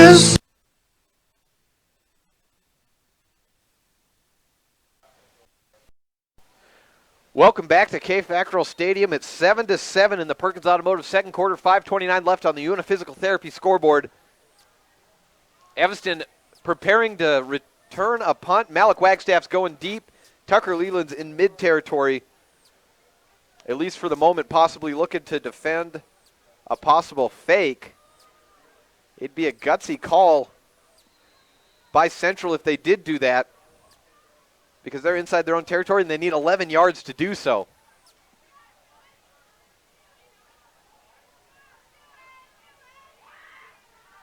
High snap goes to Carbaugh. Punt up deep, fielded at the 26-yard line.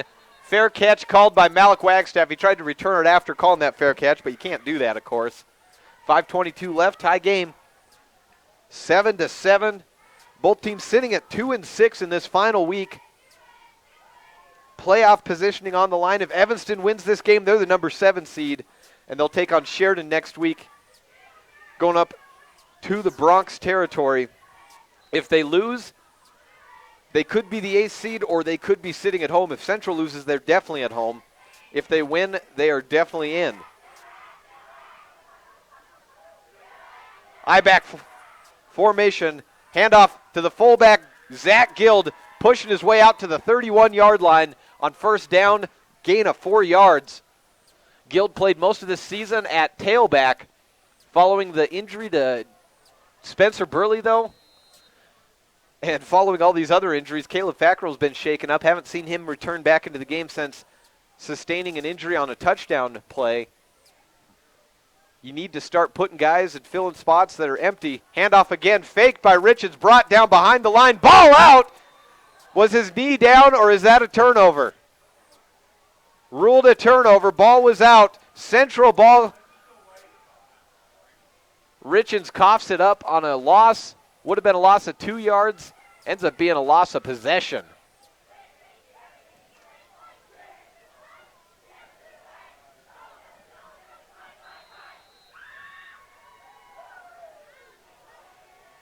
Single back formation. Will Tanger at tailback. Carbaugh and Bell, receivers looking out to Teixeira. Now looking back to his middle position. There's no one there except Red Devils, and Tucker Leland just tips it away. 4:41 left in the second quarter. Connor Martin checks back in. And Donald Johnson checks in for the Red Devils. Coming out is Brendan Neff.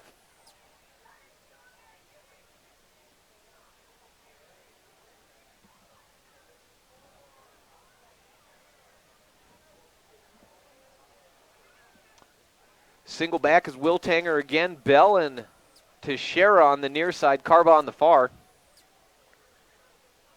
Handoff goes to Will Tanger. He's got one cut. Cuts again up the middle. Gets a big gain inside the 20-yard line. Brought down at the 19.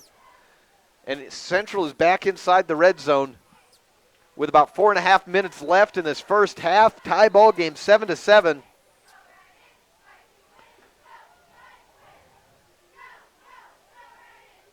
Coming up on the Bear Lake Realty Gary McKee halftime show, we'll look around the states, look for any updates about these other games going on in 4A. Early movement by the Devils, and it should be an encroachment call and a first down on the hard count. Only needed 3 yards, and they'll get 5. Ball will be marked on the 15-yard line following that penalty.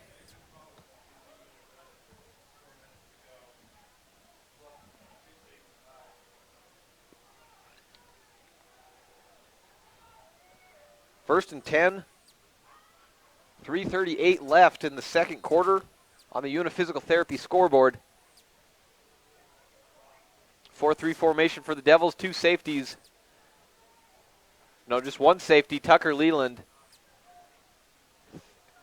Dylan Masson kind of playing more of a nickelback. Garden Keaton Bell moving up into the nickelback position. 3 receivers, single back formation. Will Tanger, the man in the backfield. Anderson takes the snap, gives it to Will Tanger, going on the left side, stuffed up. Griffin Mitchell's in on that gang tackle, along with Brett Loam. No gain on the play. Be about 2nd and 9 on the 14-yard line. Devils trying to get through this last week and get into the playoffs despite all the injuries that they've sustained. Single back again. Handoff to Hess. Brought down behind the line. Nice play by the Red Devils defense. Brett Loam and Tucker Leland, the safety, come streaking in there to get the tackle. Nice gang tackle. 2:50 left in the first half. Evanston trying to hold him on this play and force a decision. It's 3rd and about 14 yards.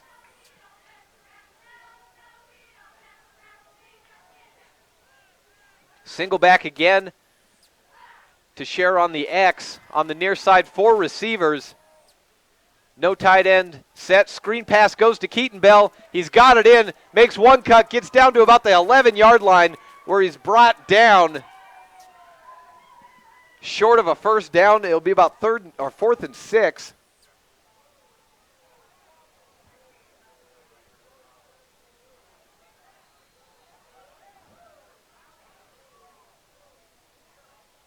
Looks like they're going for it. They must not trust their kicker. It would be a 29-yard field goal.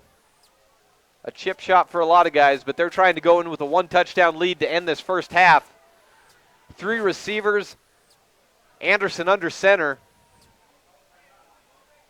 Petch, the man in the back, completed and close to a first down. I think they got it. That was Teixeira on the catch and brought down hard by Malik Wagstaff, but not before the first down. And it's 1st and goal from the 4-yard line.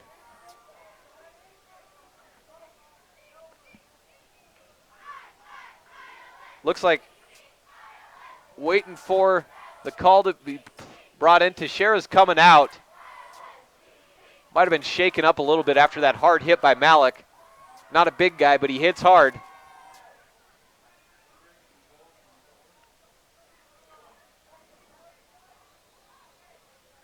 Replacing Teixeira at the X is Grayson Wojcicki.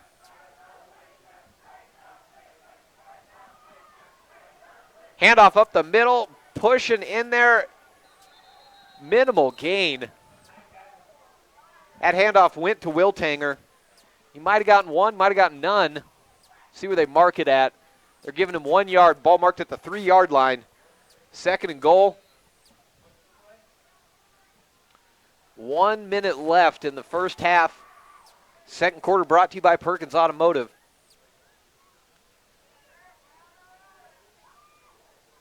Brock Anderson comes under center. Wiltanger, the man in the single back.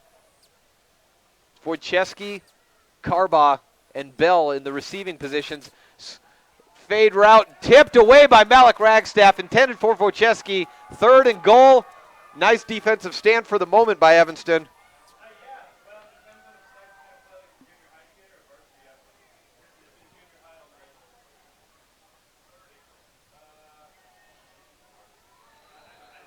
.46 seconds left. Clock stopped following that incompletion. Anderson coming back to the huddle. Evanston trying to get a defensive stand. Have to imagine they're going to have to get 2 plays left by Central. There's going to be probably, if they didn't go for it the first time on the field goal, no reason to think they'd do it again. They are closer this time. Handoff under center's faked.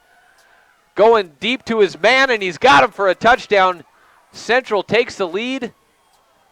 Looks like it was Keaton Bell, or it might have been the tight end getting that touchdown. It was Ethan Sipe, I think. The tight end bringing that one in. It's 13-7 with 41 seconds left. Aaron Barber goes back to kick the extra point. Hold down, kick up, through the uprights. Good. It's 14-7. With just a few ticks left in the second quarter, brought to you by Perkins Automotive. Score in the Uniphysical Therapy scoreboard is Central 14, Evanston 7 on this Big O Tires of Evanston presentation of Red Devil football on 99.1 FM and mylocalradio.com. Driving safely is a priority for everyone. Trust your brakes, alignment, front end, and suspension to the team at Big O Tires of Evanston. If you've noticed any excessive bouncing, shaking, or rumbling in your vehicle, visit the professional team at Big O Tires of Evanston to help make sure your vehicle is safe and performing its best. Visit Big O Tires of Evanston today and have the pros diagnose and fix your vehicle. Big O Tires of Evanston, 607 Cheyenne Drive, the team you trust. MyLocalRadio.com is Southwest Wyoming and Northeast Utah's top website and the best source for local area news, weather, sports, and community events. And that's not all. MyLocalRadio.com features thousands of photographs of Wyoming and Utah high school events, from speech and drama competitions to local events, sports and activities, and much more. Check it out today and see what MyLocalRadio.com has for you. Back at K. Fackrell Stadium, Jeff Piper Farmers Insurance kickoff goes into the end zone. Touchback fielded by Malik Wagstaff. Red Devils take over on their own 20 with 41 seconds left.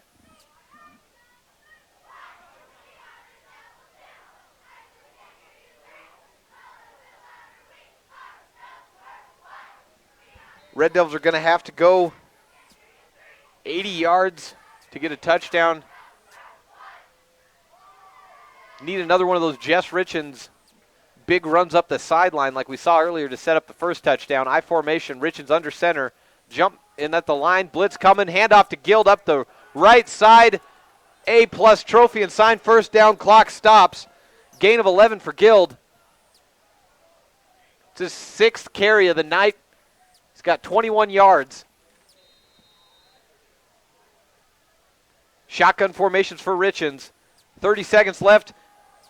It's just a straight keeper. Richens going down the sideline, gets another first down, goes out of bounds at the 45-yard line. 14-yard gain by Jess. The Red Devils get 2 quick first downs, A-plus trophy and signs first down. Al Smith, your local trophy and sign expert. Play coming in from offensive coordinator Steve Moore. 25 seconds left. Clock will remain stopped as Richens was smart to get out of bounds there. He's got 53 yards, even with the sacks tonight. An electric runner, just a sophomore, not a big guy. Shotgun formation, another design run going up the middle.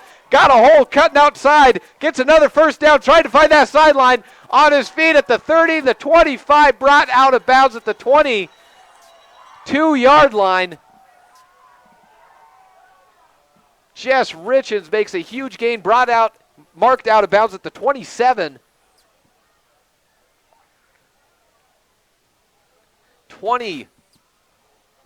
27-yard gain by Jess. And there's 15 seconds left. 3 straight A-plus trophy and signs first downs. Pistol formation for Richens. 2 men in the backfield. Going back to pass. Going deep to Tucker Leland. It's underthrown. Is the flag coming out? That's offense. That's a fresh set of downs on the defensive pass interference by Keaton Bell.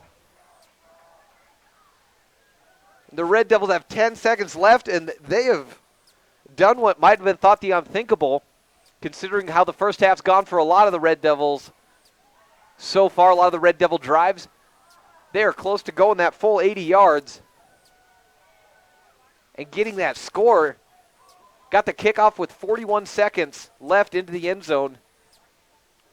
First play, an 11-yard gain by Zach Guild. Second play, a 14-yard gain out of bounds by Jess Richens. Third, a 27-yard gain. And then a pass intended for Tucker Leland. Keaton Bell was holding on to his jersey, got the defensive pass interference. And now it's 1st and 10. Ball marked on the 15-yard line. The ref moves it up 1 yard to the 14-yard line. Half the distance to the goal. Normally a 15-yard play inside the 30. It'll just be half the distance. Pistol formation again for Richens. 2 receivers. 10 seconds left in the half. Rolling out to his near side. Looking deep is Richens. He's got a man on the sideline. Brett Lohm incomplete. But out of bounds. 4 seconds left. Time for one more play. I think they might bring out the field goal kicking unit.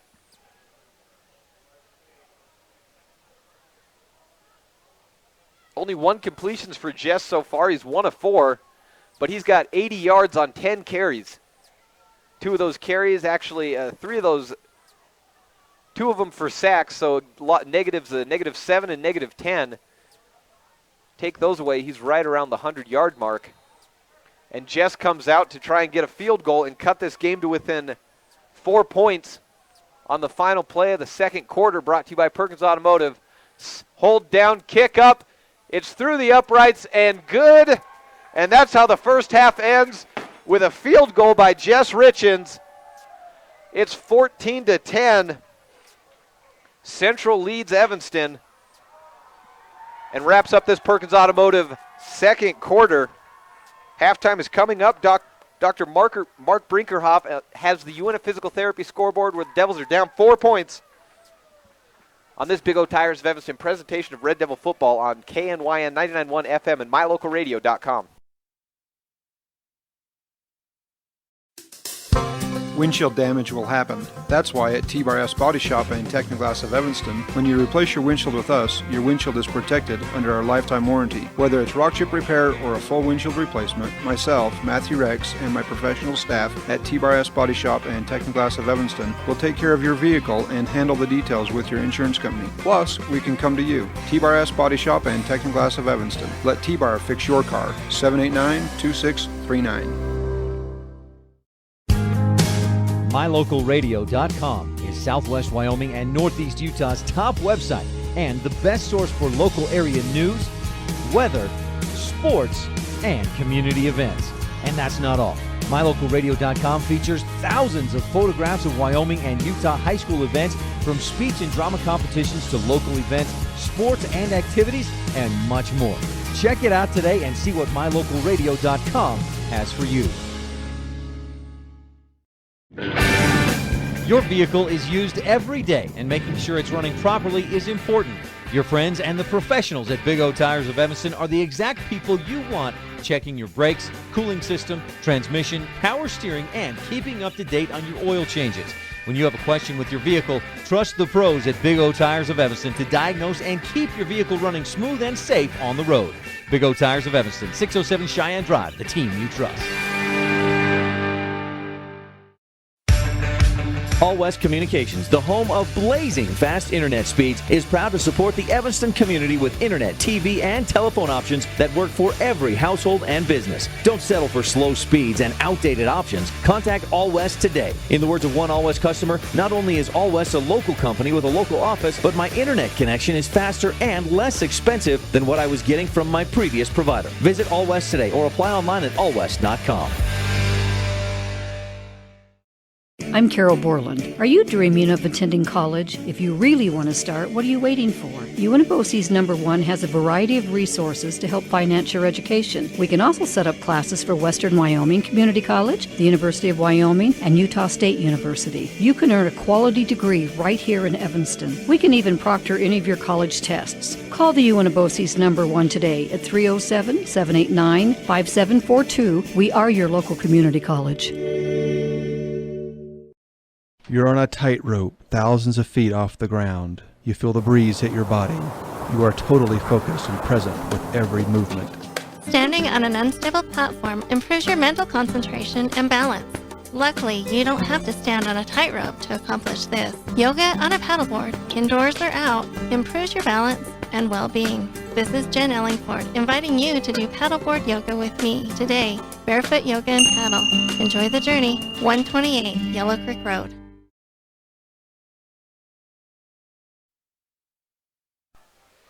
Welcome to the halftime show brought to you by Bear Lake Realty. Gary McKee. We'll be back with first half highlights right after this.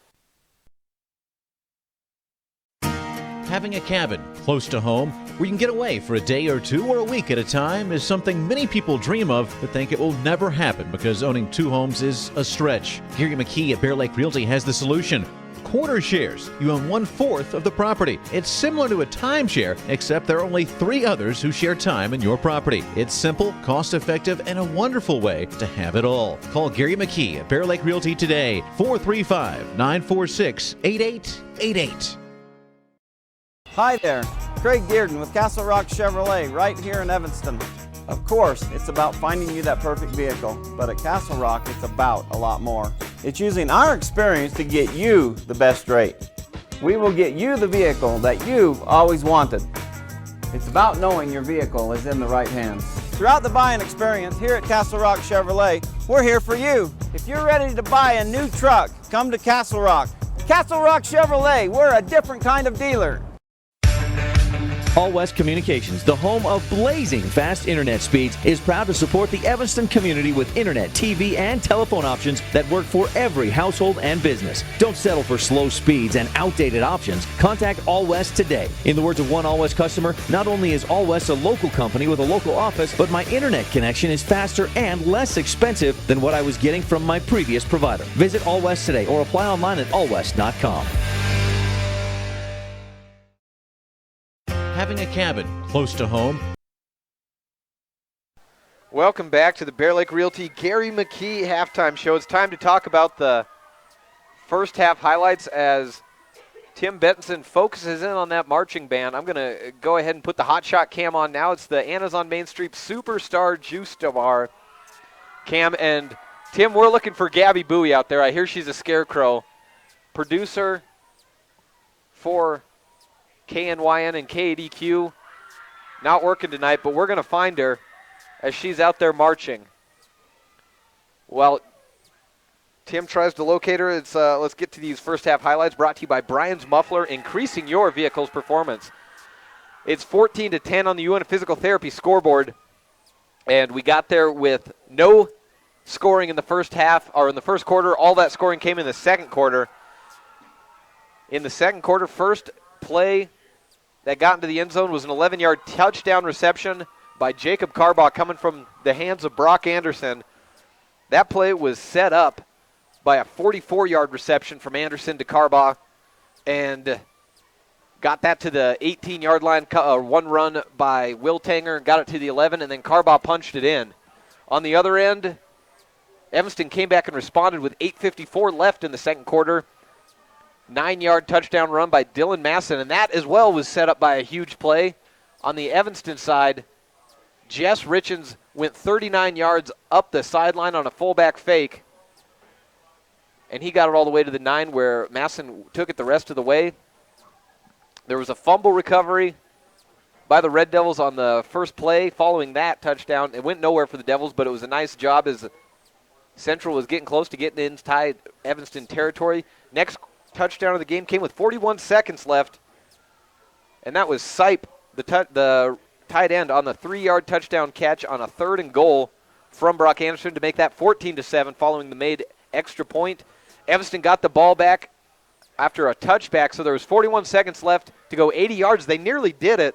There was a play by Jess Richens, a pass into the end zone from the 14-yard line, and he got to it was a fade route into the side of the end zone. It was incomplete, setting up a 31-yard field goal that Jess Richens punched in.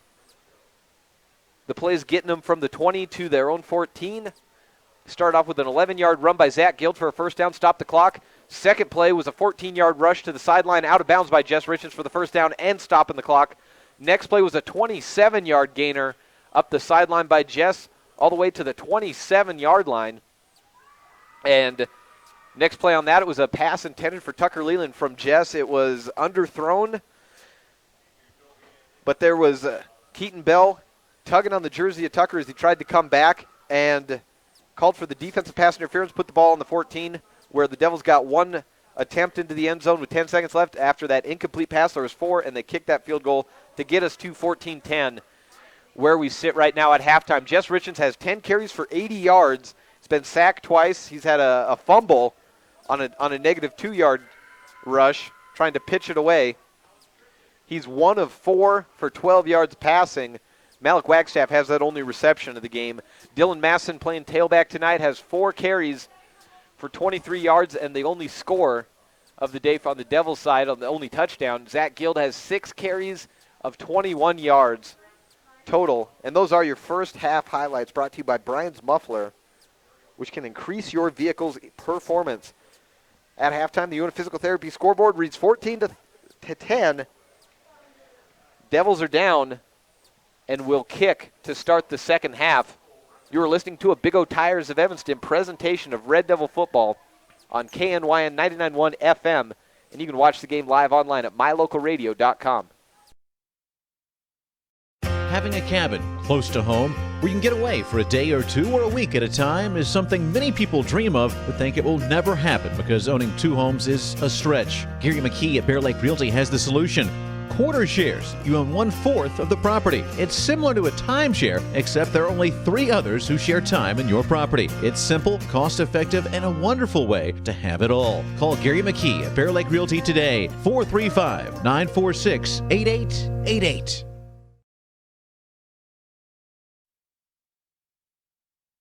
And welcome back to the Bear Lake Realty Gary McKee halftime show. Tim Benson, he's done it. We've located Gabby Bowie, our production assistant at KNYN and KADQ. And it's time now for this week's Standout Student, brought to you by Varsity Inc., providing quality custom gear for teams, groups, and individuals. Today we will visit with Brady Olson, and we'll be back with his comments after this on this Big O Tires of Evanston presentation of Red Devil football on KNYN and mylocalradio.com.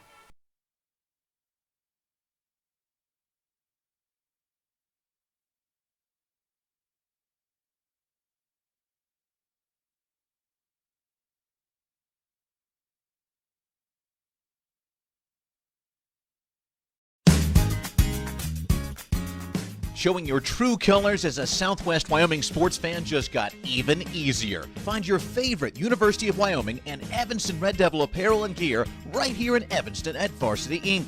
This is Brenda from Varsity Inc. Have us create your next order of hoodies, jackets, shirts, your own bleacher seats, and more. A full-service custom apparel store with lots of options. Varsity Inc. will meet your needs, whatever the style. Come and see us at Varsity Inc., 926 Main Street, downtown Evanston. This week's standout student is Brady Olson, a senior at EHS.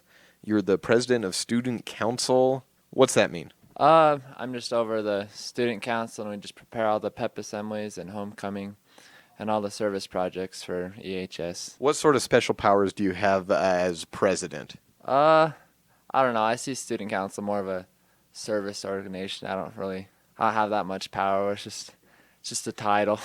You don't get to, if an idea comes up and you don't like it, you can't bring it on your desk and get a rubber stamp veto? Oh, I can definitely talk it down, but I don't know. It's more a majority. Is this I'm assuming as your president, you're probably not your first year involved in student council? I've actually done student council since 6th grade, so it's been quite a while. I was talking to a student from Kemmer High School a few weeks back, maybe a month back now, and they said they were involved with student council going back to 2nd grade. Does it go that far back at EHS as well? I went to North Elementary, and they started it that year when I got out, so the first opportunity I had to do student council was in middle school. And then you've got involved straight through 6 through 12 every year? Yep. What do you like about it? I don't know. I just like being involved. I like helping the school and making sure everything's fun and successful. Talking with Brady Olson this week, standout student. We've been talking about student council, but I completely skipped this. How are you doing today? How are you feeling? I'm pretty good. Doing good. I wish it was a little warmer, but the rain's nice. Okay, I asked you that. We remember across country, you're an all-conference runner now for this season, and you had quite a battle to get there. Do you remember much of the last 400 yards of that race? Well, came down the hill, and my legs got super wobbly, and then I remember falling down, and then after that, I didn't really remember where I was, so it's just kind of, I don't know, I guess I finished. You sure did. I was standing right next to you when that happened. I guarantee you did not see me because your eyes were kind of out of it, but I was really impressed.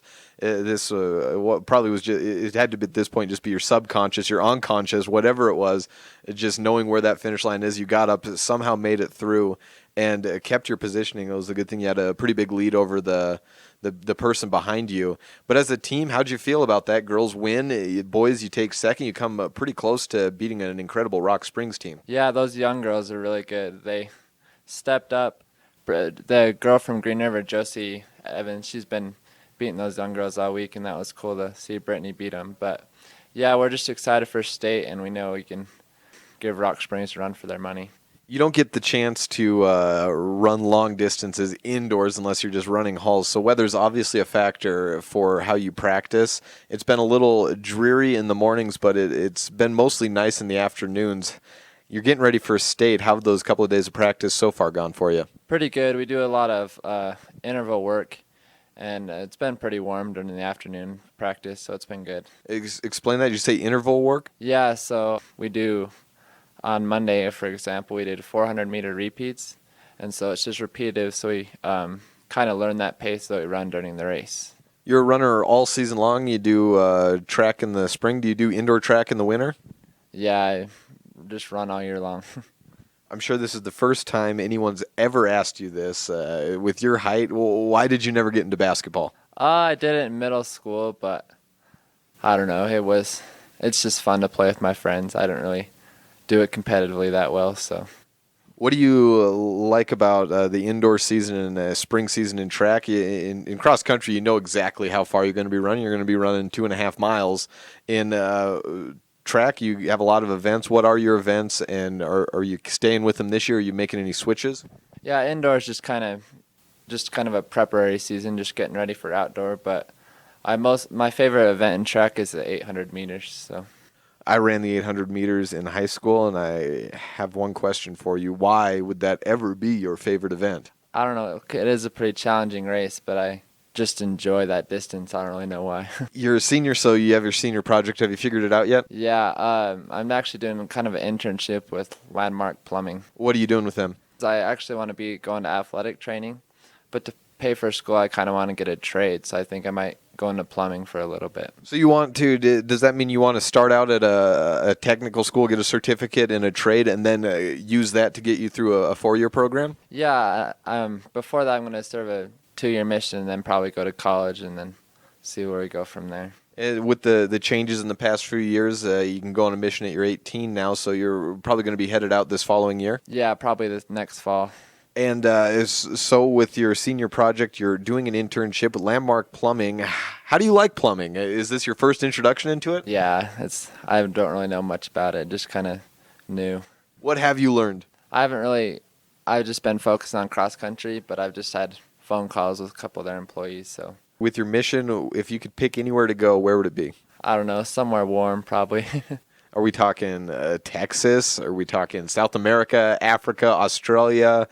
There are a lot of places that are warm. Some are more ideal than others. South America would be pretty cool, learn a language, so that'd be fun. Would you prefer one of the Spanish-speaking ones, or would you rather go to Brazil and learn Portuguese? I had a little bit of background with Spanish, so I think that would be good. And then when you get out of your mission, you want to go to college. Do you have any ideas of where you might want to go? It's a ways off still, though. Yeah, I'm still thinking about going and running at a smaller college and then maybe getting my tier degree and then going to a bigger school. So, when you're on a mission, the challenge for a lot of athletes that want to continue on past is finding the time because you're so busy with what you're doing there.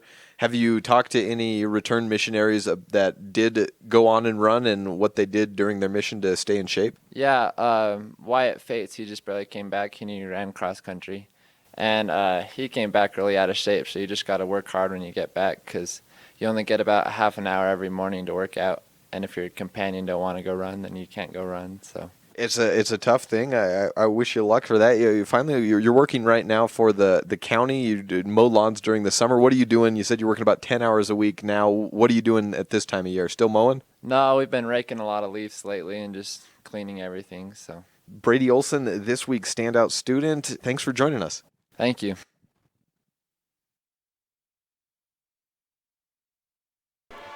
This has been Student in the Classroom. This week's standout student, Brady Olson. The standout student brought to you by Varsity Inc., and that is your halftime show. Thanks to Gary McKee and the folks at Bear Lake Realty for sponsoring that in Garden City. And we'll take a break. We are about a minute and a half away from the start of the second half. The third quarter will be brought to you by Dr. Jared Barton, General Surgeon.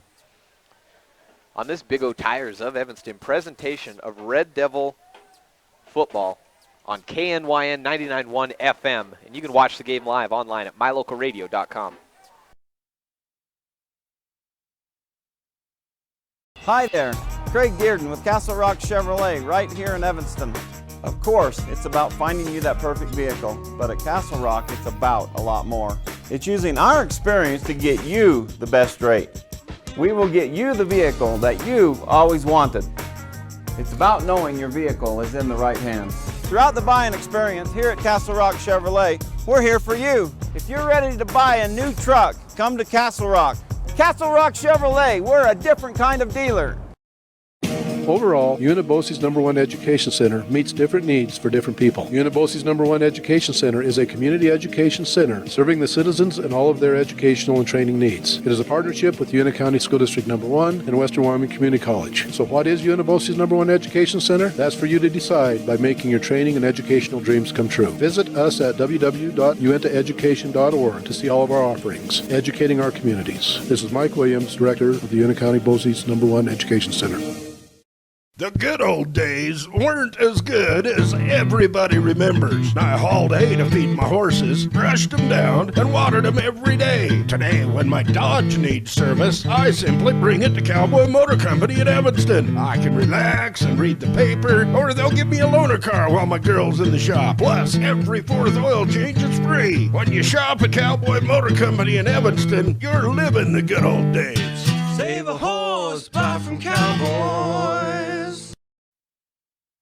Welcome back. It's time for the Jeff Piper and Farmers Insurance third quarter at K. Fackrell Stadium. Onside kick recovered at the 50-yard line by Central. And that's how we start this third quarter. 14-10 on the UNA Physical Therapy scoreboard And we welcome in Zach Zdanowicz. Zach, what's your middle name? James. So Zach squared. We can't go Zach cubed. Uintah County Herald sports editor, Zach Zdanowicz, joining us. What were you seeing from the front of or from the sidelines? We'll get right to that right after this play. I want to know what you were seeing. Single back formation for Brock Anderson. Man back is Wiltanger. It's Wiltanger in the back. 3 receivers. Handoff goes outside left to Wiltanger, trying to find the edge. Can't get it. Small loss. Maybe got back to the initial line of scrimmage. Brought down at the 50-yard line, 2nd and 10. So, Zach, what did you see? Yeah, I think Evanston came out a bit lackadaisical. You could kind of tell they just kind of weren't in the game for some reason, and then they just woke up a little bit on the defensive side. The offense started moving the ball, obviously, later on in the second half a little better. Just arm strength kind of limits him a little bit, but they got the running game going with him, which adds another dimension, which I think is great. Shotgun formation. Anderson joined by one man in the backfield. Hands off, goes up the middle. I think it's Hess, and he's brought down for, I think he got forward progress, gets him about a 1-yard gain for Petch. And right up the middle brings 3rd and 10. Ball marked on the 48-yard line. Earlier in the game, Central ran the ball pretty well, but I want to say the last 5 or 10 running plays, Evanston's been done a pretty good job on sealing the edge and stuffing the inside runs. So they've done a pretty good job on the run so far last couple plays.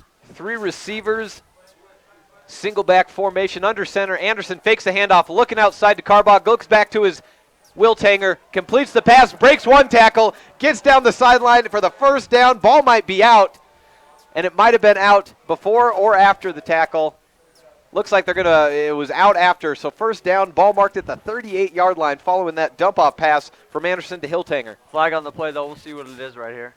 Holding against the offense, so bring it right back. Try it again, 3rd and 9. Becomes 3rd and longer. See exactly how far back they march it. Fortunate for Evanston here. I think it was Griff Mitchell who was just in line to make a tackle there. Kind of got shaken a little bit.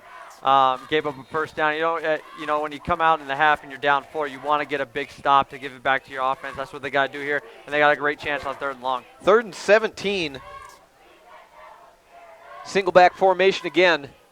It's Petch back there. 3 receivers.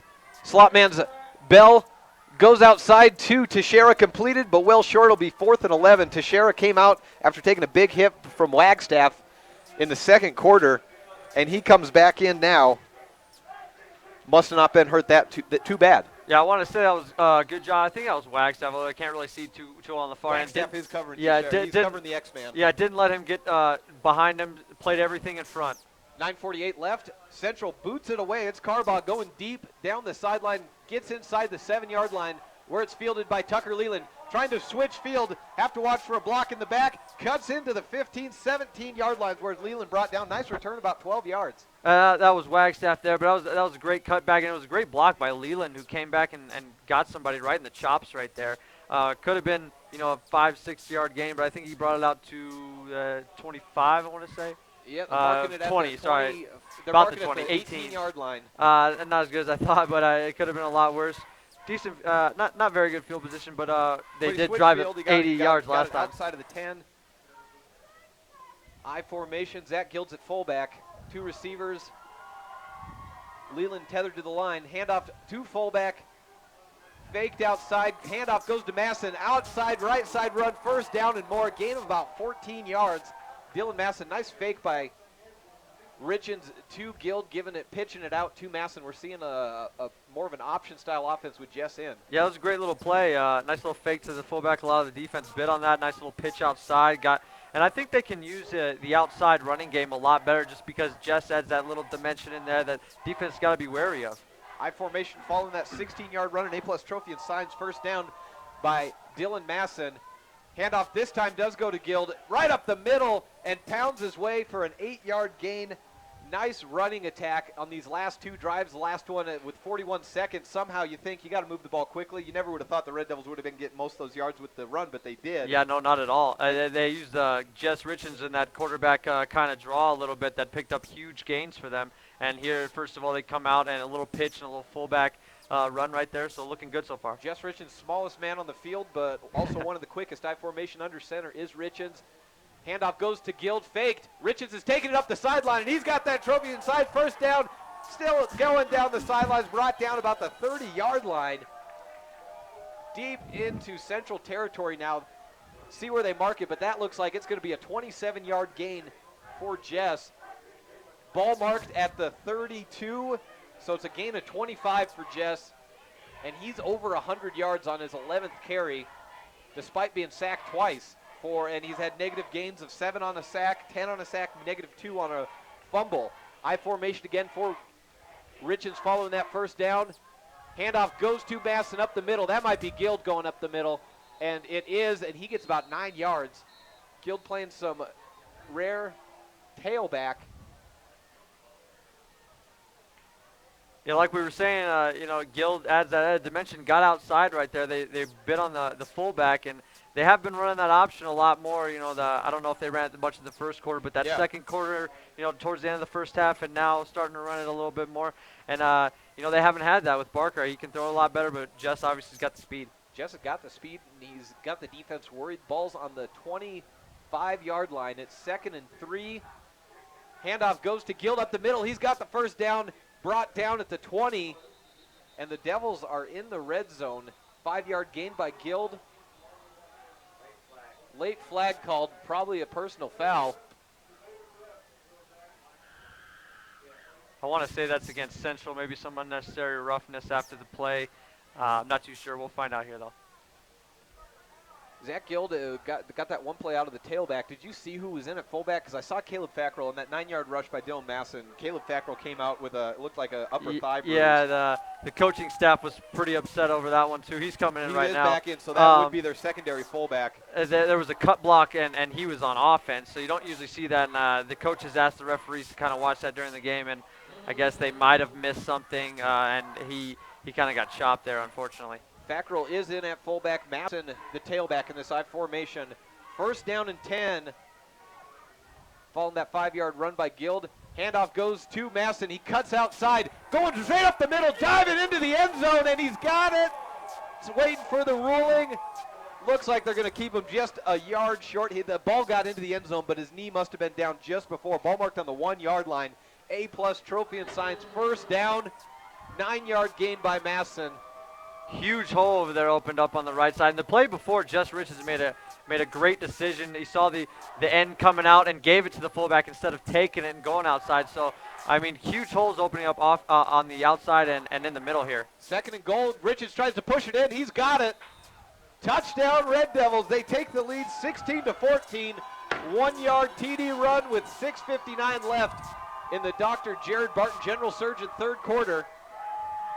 Just with a doctor ordered for Evanston there. I mean, you come out, you play a little lackadaisical at first, and then, second half you start picking it up, and then you take the lead here 17-10, or 17-14. Richens gets the touchdown, 1-yard run. Richens puts the to-the-point, extra point. Dance Studio through the uprights, and it's 17-14. We'll take a break in this third quarter, brought to you by Dr. Jared Barton, General Surgeon on his Big O Tires of Evanston presentation of Red Devil football on KNYN 99.1 FM. And you can watch the game live online at mylocalradio.com.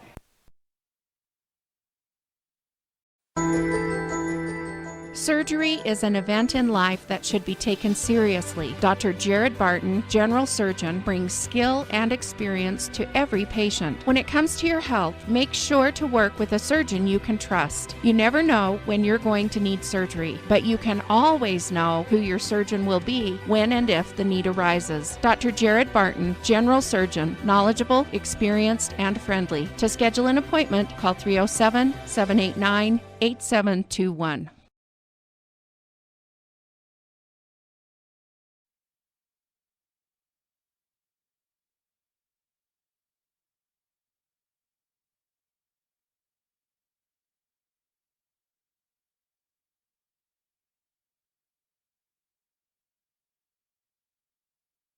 Welcome back to Cape Fackrell Stadium. Jeff Piper Farmers Insurance kickoff by Jess Richens goes to the 11-yard line where it's fielded.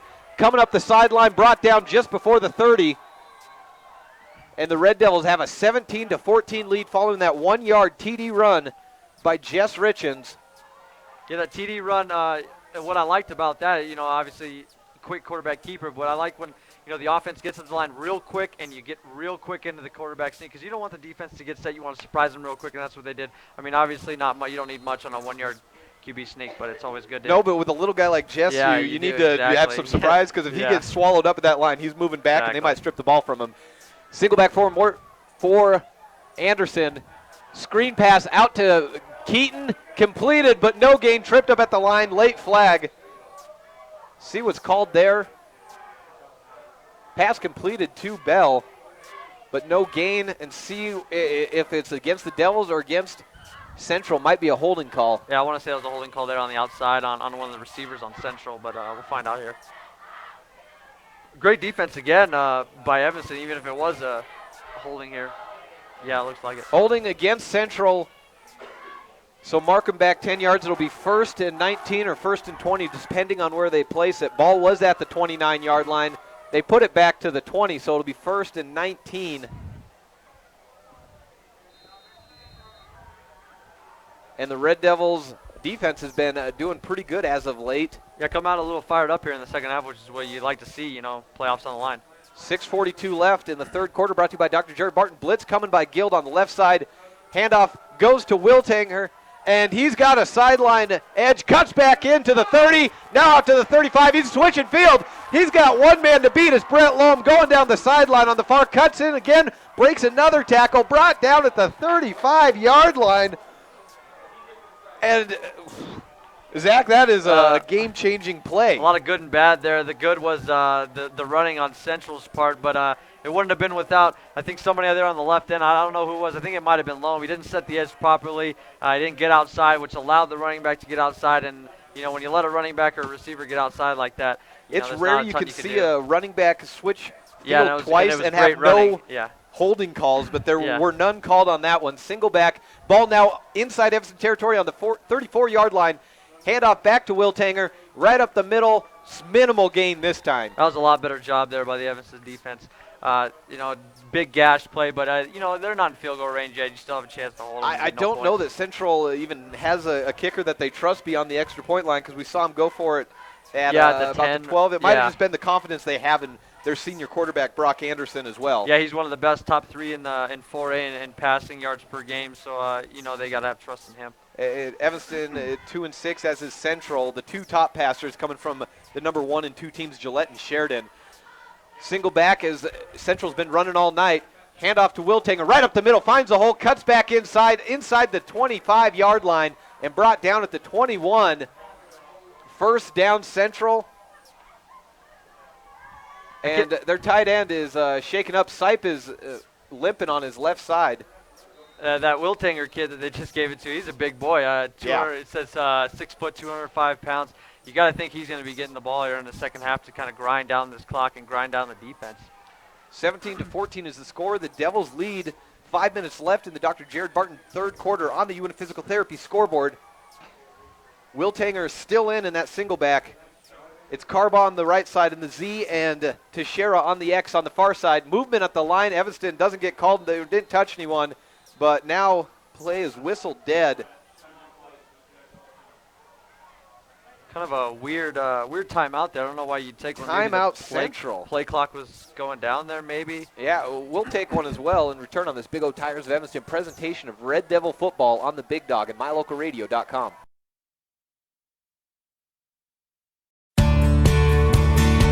Being in a fender bender or any accident, minor or major, can cause anyone instant and long-lasting stress. Let us, T-Bar S Body Shop and Technoglass of Evanston, help you relieve your stress. We will work directly with your insurance company to have your vehicle fixed and quickly back on the road. Stop by or give us a call for a free 10-minute estimate. T-Bar S Body Shop and Technoglass of Evanston. Let T-Bar fix your car. By 15 County Road across from the cemetery.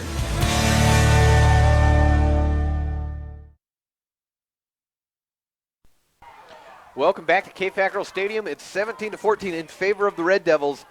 And it's 1st and 10. Central has it on the Red Devils' 22-yard line. 3 receivers set. It's Bell, Carbaugh, and Teixeira split out. Shock single back formation. Wiltanger takes the handoff up the middle, gets past the first level into the second, inside to the 15-yard line. Brought down after a gain of about 7 yards. 4.5 minutes left. Central's threatening to score and go back up on top. There's that big boy again, breaking tackles, running through the defense. You're going to have to go low on that kid, and then he's coming out of the game here for a quick blow. 4.5 left. The man replacing him is most likely Petch, number 33. Hayden Petch has been the spell man most of the night, and it is him. In fact, 3 receivers again. Handoff goes to Petch. He's cutting out to the right side. Got past one man. Tucker Leland's trying to bring him down. He does, but not before he gets into the 5-yard line.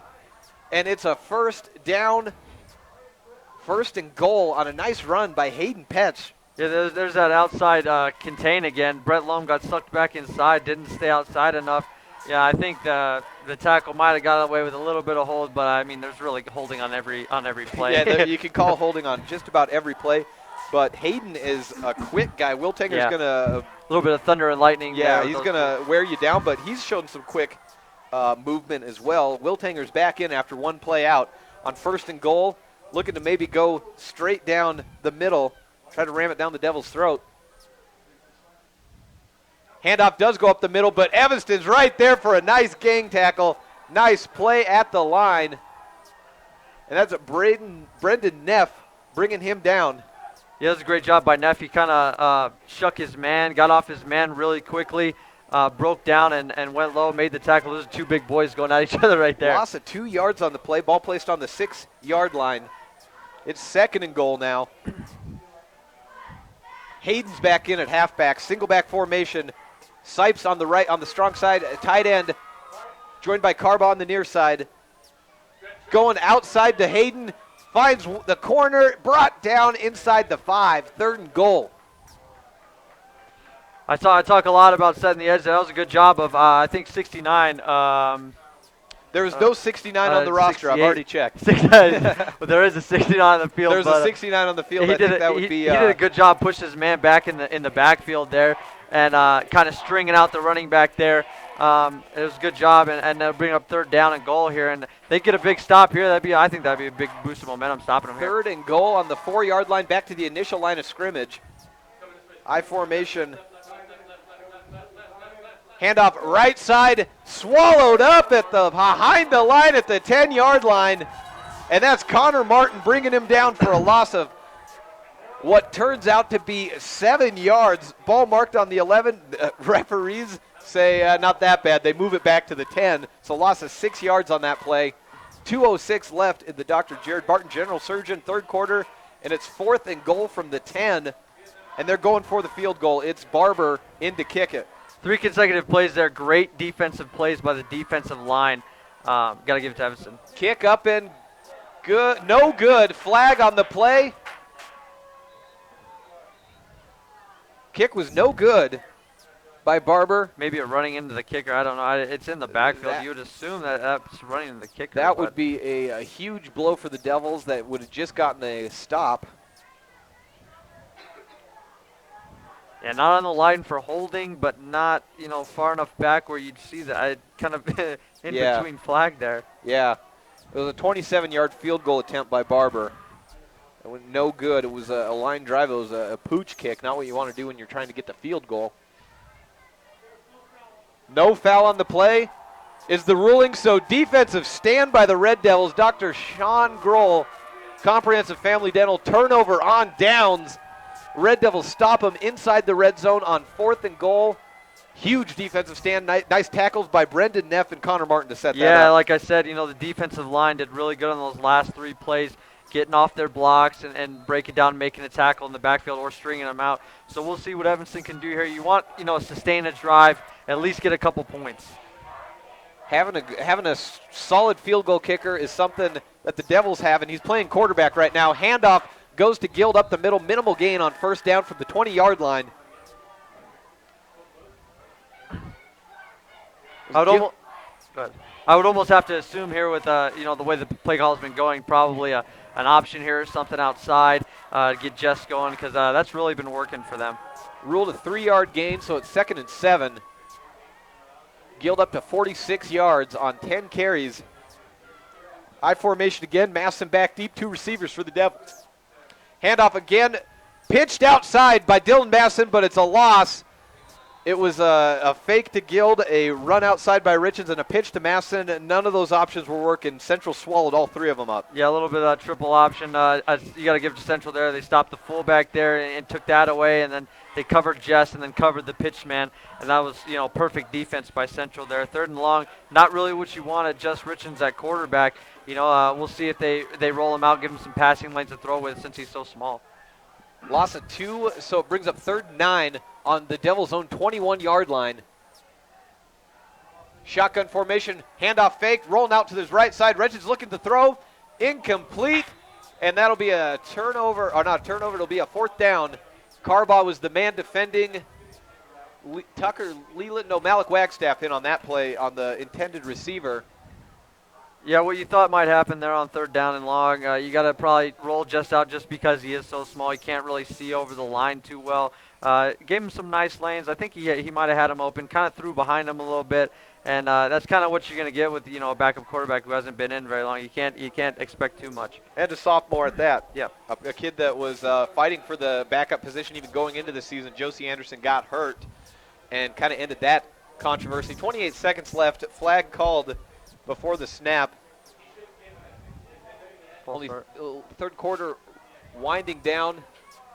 What was the call on that? False start. So bring them back 5 more yards. Ball will be placed on the 16-yard line. 4th and longer for the Devils. It's the special teams has always been danger territory. You want to make sure we get a good snap here. Just get it away. Tucker Leland taking the high snap into the end zone, barely handles it, gets it away quick, but no! It shanked and went into the back of the end zone on the blocked kick for Central and goes out of the back of the end zone. Is that a touchdown? I want to say it's a safety. I believe it's a safety if it goes out of the back. Waiting on the official ruling on that. I believe it would be a safety on that. It'd be a safety if it was blocked. Safety, it's now 17-16. I mentioned that coming into the first time Tucker got this, got his first punt attempt. There's been a lot of high snaps to him ever since. People are used to snapping to someone a foot taller than him. It's been a problem ever since. It was really what set up that Rock Springs loss a few weeks ago. Yeah, and I don't want to say I said anything. I don't want to jinx it, but you kind of, that every time the special teams is down in their own territory, it feels like something could probably go wrong, and it did there. Unfortunate for Evanston.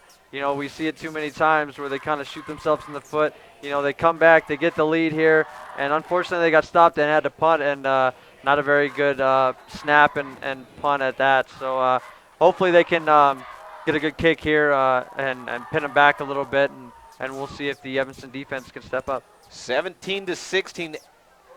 Central is within 1 point. More importantly, they get the ball right back. See how deep Jess Richens can boot this one. Now, many teams, kind of choose to do that free kick, but I'm not sure what the reason is for Richens kicking off the tee. Maybe he's better at that, but they're going to kick off the tee. Well, in high school, I've always seen him kick off the tee, really? at least in Wyoming. I've seen many safeties. Squib kick rolling out of bounds and goes out of bounds to the 40, so that adds some more yardage on that penalty. Not what you wanted to do at all. No, like I said, you wanted to kind of pin him as far back as you could, and you kick one out of the end zone or out of bounds. And now they get the ball, I want to say, on maybe the 50 or our 40, the Evanston 45. Yeah, it's not going to be anywhere near where they want it. Yeah, they're not going to have to go very far to get in the end zone here, but the Evanston defense has been pretty solid this half, except for that big run. So if I'm Pat Fackrell, I got all the confidence in my defense anyway. 22 seconds left. Free kick goes out of bounds following that safety. So ball will be placed. Looks like it'll be possibly placed even into Evanston territory based off where the defense is lining up. 45-yard line inside Evanston territory, where Central starts its drive.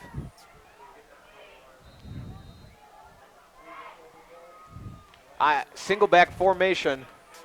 2 receivers, tight end Sipe is in on the right side. Quick pass outside to Carbaugh, overthrown and out of bounds. Defending on that was Jesse Gross. And it's 2nd and 10, 18 seconds left. Yeah, a good play by Gross there. Perfect coverage, really. Got his hands on him inside the 5, kind of let him off and was trailing him with his with his hands in his chest, and that's kind of what you want to do until you locate the ball. So good job by Gross. 17-16 on the unit physical therapy scoreboard. 2nd and 10, single back. Man is Hayden at tail. Carb on the right side. Going to a left side handoff. Swallowed up at the line. Loss of 5 yards. Nice play by the defense.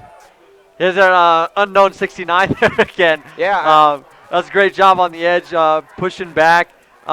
It's almost, you live and die with us setting that edge, kind of, getting that guy on the outside to suck him back in. And, every time we do that, it seems like it's a good play on the defense's part. Gets it back to the 50-yard line, and that's the end of the third quarter, brought to you by Dr. Jared Barton, General Surgeon. We'll return on this Big O Tires of Evanston presentation of Red Devil football on the Big Dog, 99.1 FM and mylocalradio.com.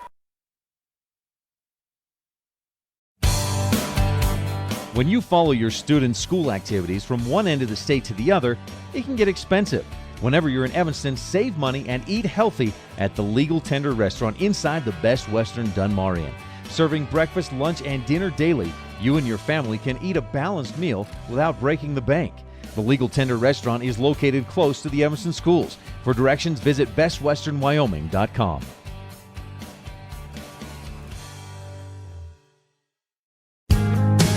MyLocalRadio.com is Southwest Wyoming and Northeast Utah's top website and the best source for local area news, weather, sports, and community events. And that's not all. MyLocalRadio.com features thousands of photographs of Wyoming and Utah high school events, from speech and drama competitions to local events, sports and activities, and much more. Check it out today and see what MyLocalRadio.com has for you. Business Solutions, fourth quarter, single back faked. Brock Anderson rolling out, gets it to Sipe. Too low on the pass, though, incomplete. That'll bring up 4th and 14. Yeah, defense got sucked in right there on the play action, had him wide open, and you don't see Anderson, who's usually a pretty good passer from what I've seen, miss that. Kind of a big stop by Evanston, fortunate for Evanston, and they'll probably have to punt here. Nice play. We found him on the roster. He's 9/69. Eric Trower getting that big loss on the Hayden handoff. Punting is Carbaugh from his own 40. Goes to Malik Wagstaff on the left side. Return it to the 15, 20. Gets onto the sideline. Pushed out of bounds at the 25-yard line where Evanston will start its drive. 11:47 left. No flag called. Is hit a little late out of bounds. No flag called. And this is really what you want to see here. I know 2-6 teams. You're not the Sheridan and the Tronas of the world, but this is a game battling for playoff contention, and it's fourth quarter, 1-point game. I mean, this is really as good as you could have asked for in this ball game as a broadcaster. Anyway. Yeah, absolutely. Central. Yeah, if you're a coach, you probably wouldn't mind a blowout. Yeah. Central is playing for their playoff lives. If they lose this, they're out. They're done.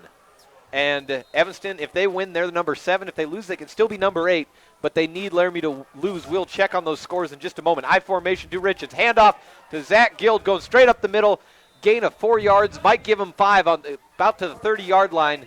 2nd and 5. Nice play right up the middle on first down. Yeah, you want to sustain a drive here. At least get a first down to kind of get your momentum back, chew up some clock. And you wouldn't obviously mind some points here if you're Evanston. Trips to the right side. Guild is one of those men, I believe, in the receiving position. No, it's Griff Mitchell. Going out to the far side is Jess Richards. He's got space. A-plus trophy inside. First down. Brought down at the 47-yard line. Gain of 17 for Jess, and by my count, that gives him 122 yards on the day. I'll tell you what, that's a great play call over here on the for the offensive coordinators over here.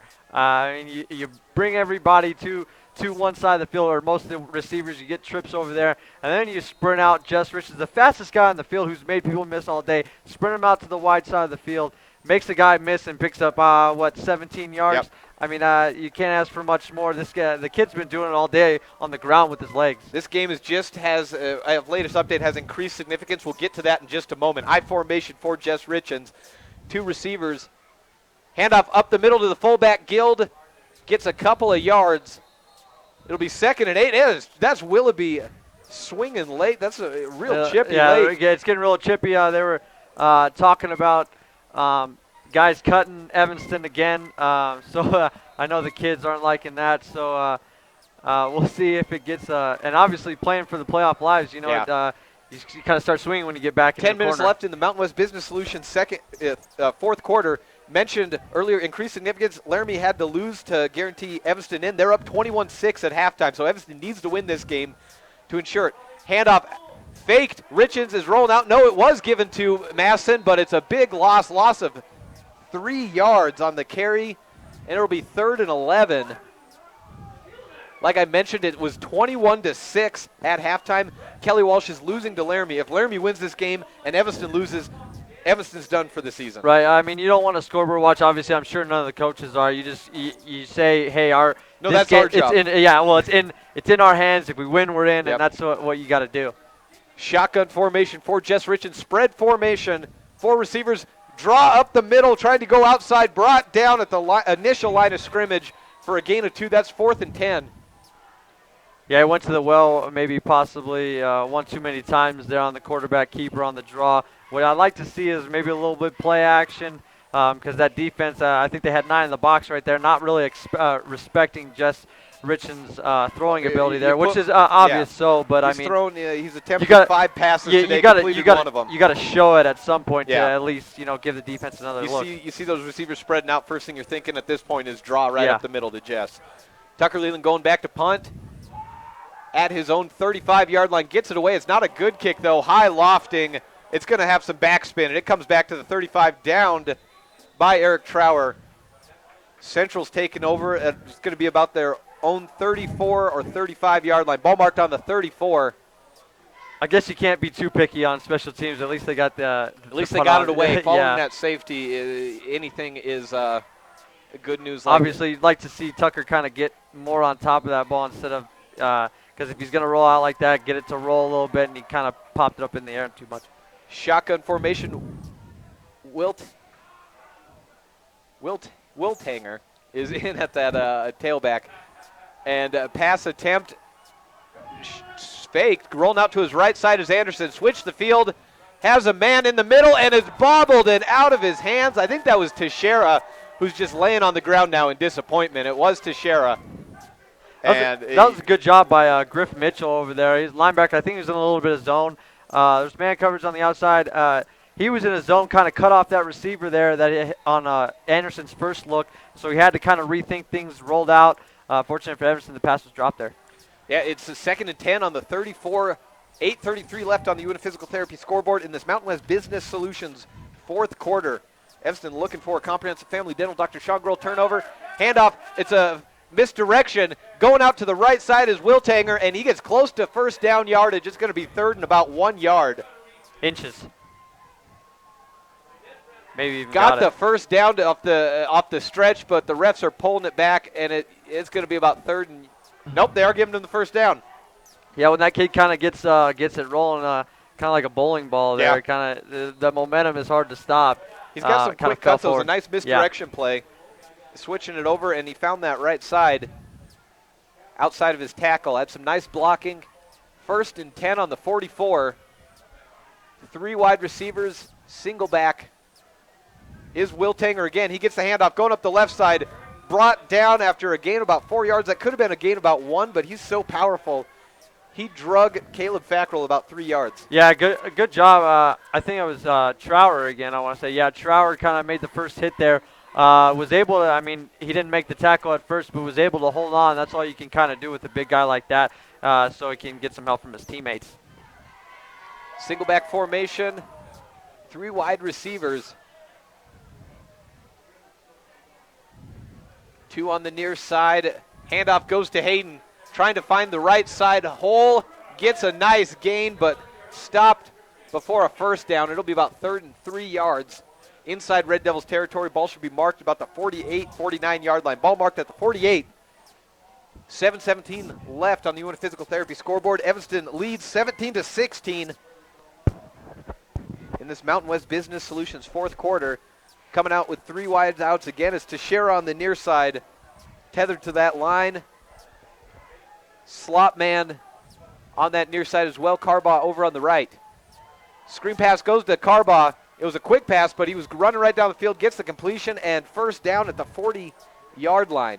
Good job by Carball there. Got inside position on that. I think it was Gross there on the outside. A little bit of pitch and catch. Anderson, kind of too easy. You'd expect run there on 3rd and short with, you got the big boy there in the backfield, but they kind of mixed it up there. Nice little toss there to the wide receiver. Single back formation again. Teixeira being guarded by Wagstaff on the near side. On the line, handoff goes counter and swallowed up. Griffin Mitchell brings him down for a loss of 6, maybe 7. 1, 2, 3, 4. Loss of 5 yards. 2nd and 15. 6.5 left in the 4th quarter. Good job by Griff Mitchell. There's another counter. I feel like if Wiltanger is in there, he breaks that tackle. But you got the shiftier, smaller tailback Petch in there, and Griff Mitchell was able to make a nice play. Keaton Bell, the slot man, on the near side to Teixeira, and the X on the far side off the line is Carbaugh.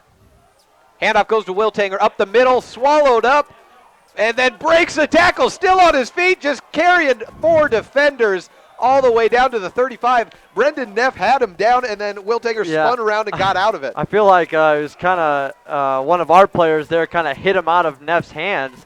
And like I said, Wiltanger, I mean, he's a tough guy to bring down, and that's who they're obviously going to ride here in the 4th quarter. You want to pound down that defense, and that's what they're doing. 2nd and 14 becomes 3rd and 5 on the 36-yard line inside Devils territory. Down 1, 5.5 minutes left in the 4th quarter. And the Devils need to win. Of course, Kelly Walsh could come back and lose and get that win. Pressure brought down Zach Gill. Big sack behind the 50 on Brock Anderson. Huge play. And that's a great Devil defense. Yeah, they brought Gill there off the edge. The quarterback didn't see it. He kind of came late. That was a nice blitz by Gill, and way to hold on by Anderson. Or Zach way to hold on to Gill Anderson. Just exploded past that line. Brock Anderson started running about the second he got the snap. Yeah.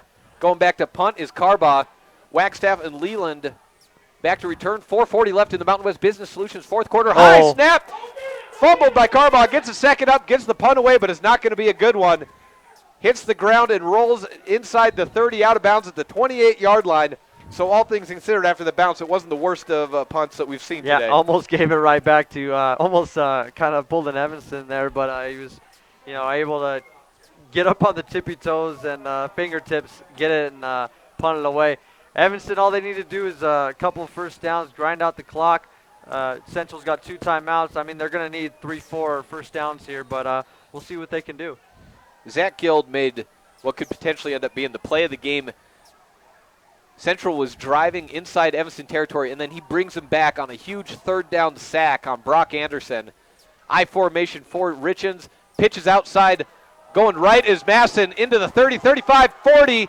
First down brought to you by A+ Trophy and Signs. Dylan Masson gets a huge gain. Ball marked at the 41-yard line. It's a gain of 12 yards. That was a good job. Kind of that little triple option play, pitched it out on the outside, and the more important thing was he stayed in bounds. I know the clock stops here on the first down, but he stayed. The official ruled him inbounds, so we'll get the clock moving, and that's a good job. 4:15 left. I formation. Gild at fullback. No, Fackrell at fullback. Gild at halfback. Handoff goes to Gild. Bouncing out right side, but Keaton Bell is there to swallow him up for a loss. Maybe he got back to the line of scrimmage. He going to rule him at the 41, and so a no gain. We'll get a timeout here from Central. Timeout from Central, and we'll take one as well in this 4th quarter. It's 17-16 on the Unit Physical Therapy scoreboard. This Big O Tires of Evanston presentation of Red Devil football on KNY and 99.1 FM and MyLocalRadio.com.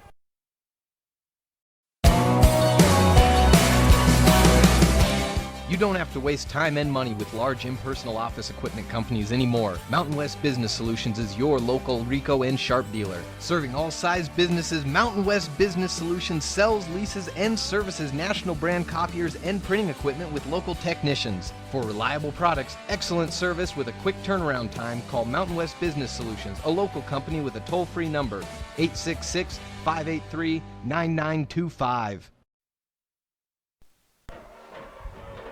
Welcome back to K. Fackrell Stadium. The moon is out, but it's not that cold. Of course, I say that. I put my vest on to start the second half because I didn't want to get cold. It's, all things considered, late October. It's pretty good weather. Welcome, aside Zach Zdanowicz, Uinta County Herald Sports Editor. It's been pretty good weather here. This is the coldest night we've had. It's the last day of the last game of the year. Yeah, it's no snow the last 2 years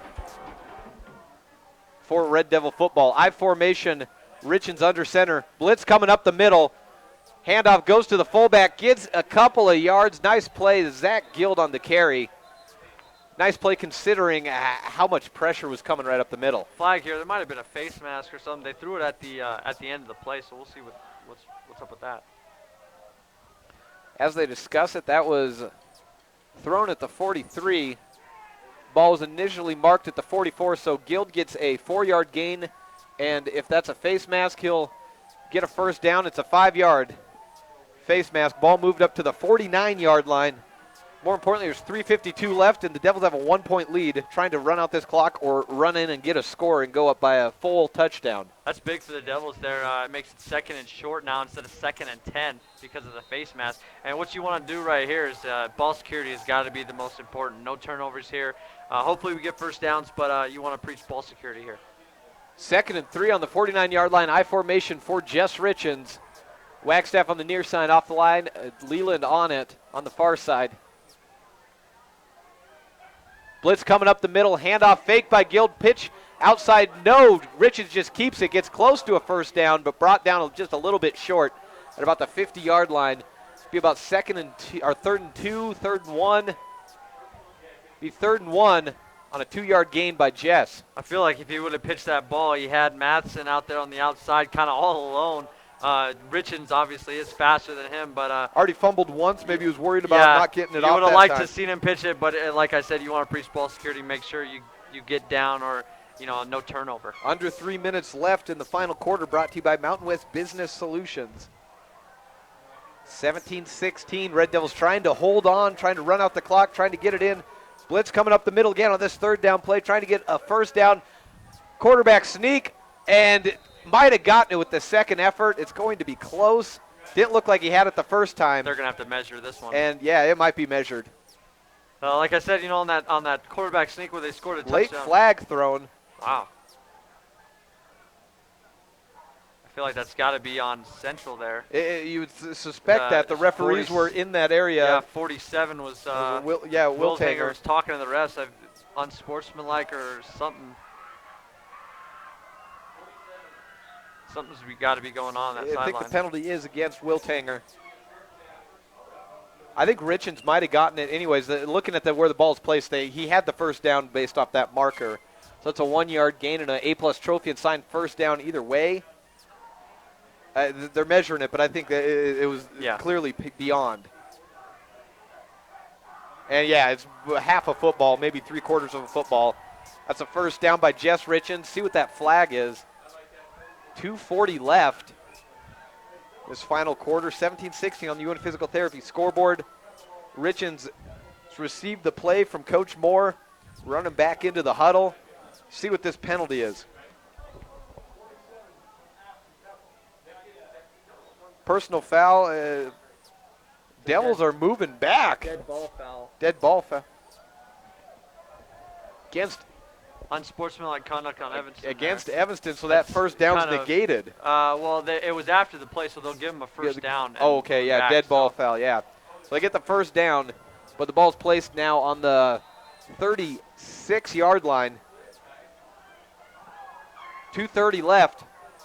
Handoff up the middle to Masson. He's got in there, and he's going for a gain of about 8 yards. Found a big hole. Nice blocking by the Devils on the left side. And I feel like Central taking a timeout. You were going to say something? Oh, yeah, I feel like Central has kind of misused their timeouts there. They only have one left. They only have one timeout and now left. I think they just burned it.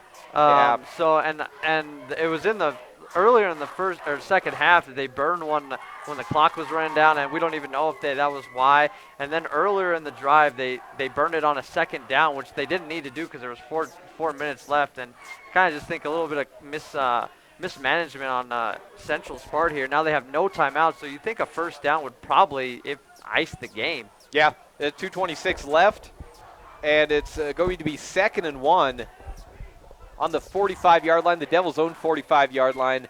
Only 12 yards passing on 1 completion, but I have Jess Richens for 127 yards on 16 carries. Zach Guild for 57 on 14 carries. Dylan Masson up to 10 carries now with 64 yards. I formation for Richens. Handing it off again, going to Masson, just barreling down. I think he was stopped short, though. That was a nice break into the second by Central. The defender just, Masson was trying to bulldoze his way, and he was stopped dead in his tracks. Lots of penetration there. You got to believe, I mean, 2nd and short, 3rd and short, you're going to bring the house. And they give him a first down. Gets the A-plus trophy and signs first down. That was Tucker Frederick bringing him down, and I thought he had him short, but officials said he had that forward progress just enough. So 1st and 10 on the 47 following a 2-yard run by Dylan Masson. As long as there's no turnovers here, you feel like Evanston's got this game. 2 minutes left. Time closing out. Will the Red Devils be in Sheridan next week? Will Central pull off another miraculous comeback like they did last year? Handoff to Masson, going outside, gain of 1 yard, maybe 2, brought down at the 49-yard line. Should be 2nd and 8. Inside 2 minutes. No timeouts left by Central, so at this point, if Evanston just doesn't mess things up, they will win. Yeah, they could have. I think Central might have a little bit of time left on when they punt, maybe 20, 30 seconds if I'm doing the math And that's correctly. about what happened last year and led to a wide receiver pass for about 65 yards, touchdown, and it broke the Devils' heart last year. Well, so don't say it too loud. That was something that happened. Handoff up the middle. Nice push by, I believe Zach Guild took that carry. Late flag, it was Guild. Late flag coming out. Initial gain before that flag out to about the 45-yard line. Another late flag here. This is kind of, I mean, players must be jawing either to the refs or to each other. Got to be another unsportsmanlike conduct, probably. It was a gain of about 4, 5, 6, 7 yards. Let's say, see if it stands. Dead ball foul, so the run will stand, but see who it's against. It's against Central, and that should do it. 1:16 left, first down. Following a 7-yard gain and a tack on the penalty. 64 yards for Zach Guild, and Jess Richens, he had 127 yards. I'm guessing he's not going to end the game with that because it's about knee time for the Devils. Yeah, I mean, just kind of undisciplined play by Central here in the second half. I mean, with the penalties and unsportsmanlike conducts and things of that nature, and it's not what you want to see late in the ball game. But fortunate for Evanston, they're able to ice the game now. A-plus trophy and signs first down. Takes the knee, loss of 2 yards, and the Devils can start celebrating. They're headed to the playoffs. They will be the number 7 seed. They're going to take on Sheridan next week. Friday night. 7 if Laramie loses, or 7? If the Devils win this game, they're number 7. Okay. So, and with this loss, Central will be eliminated, and Laramie will be the number 8 seed and will take on Gillette next Friday night as well. Yeah, hopefully, I mean, you might kind of, if you're Facro, I mean, just the way Jess has run, possibly using a 2-quarterback Offense scheme. came alive today. Maybe using a 2-quarterback scheme if Barker can play next week. I mean, obviously, you know he's the better passer. Late hit on the knee. Was that his own player? Tim Bettinson says. It looked like a late hit. No, it was a late hit on his own player. And the Red Devils have won on that final knee taken by Jess Richens. And they're headed to the playoffs. They're number 7. Central is eliminated. The playoff seed is set. Laramie takes the number 8 seed. And your Red Devils don't have to take on Gillette, not Detroit this year. This year it's Sheridan. And out of that number 8 seed, which they've been in the past few years, they're number 7. The end of this Mountain West Business Solutions fourth quarter will return on this Big O Tires of Evanston presentation of Red Devil football on KNY and 99.1 FM and mylocalradio.com.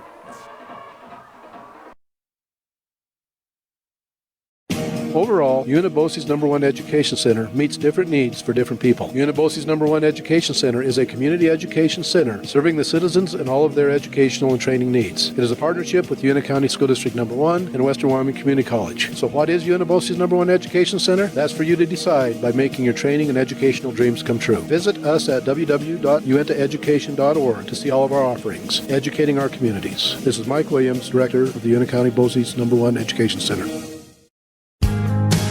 MyLocalRadio.com is Southwest Wyoming and Northeast Utah's top website and the best source for local area news, weather, sports, and community events.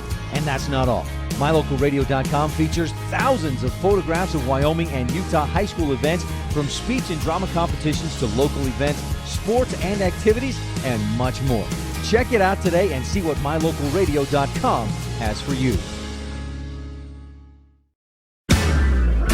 Whether your vehicle has minor damage, major damage, a windshield chip, or is in need of a full windshield replacement, T-Bar can fix your car. At T-Bar S Body Shop and Technoglass of Evanston, we take pride in fixing your vehicle and bringing it back to its original state. You don't have to worry about dealing with your insurance company. We deal with them directly. We guarantee our work and offer free estimates that only take a few minutes. T-Bar S Body Shop and Technoglass of Evanston. Let T-Bar fix your car. 789-2639. Driving safely is a priority for everyone. Trust your brakes, alignment, front end, and suspension to the team at Big O Tires of Evanston. If you've noticed any excessive bouncing, shaking, or rumbling in your vehicle, visit the professional team at Big O Tires of Evanston to help make sure your vehicle is safe and performing its best. Visit Big O Tires of Evanston today and have the pros diagnose and fix your vehicle. Big O Tires of Evanston, 607 Cheyenne Drive, the team you trust.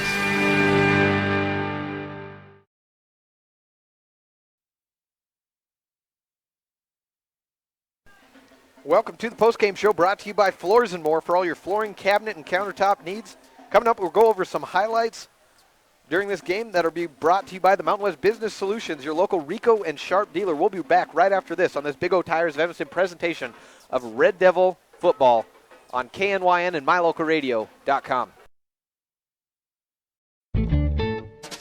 Explore all the ways you can remodel any room in your home. Visit Floors & More's showroom in Evanston to find out what they can do for you. From cabinets, countertops, and flooring for your home, Floors & More can answer any questions you have. Talk to the remodeling experts and have Floors & More install your new flooring, cabinets, and countertops. Custom order or check out the in-stock inventory for great deals. Floors & More, 243 7th Street, Evanston.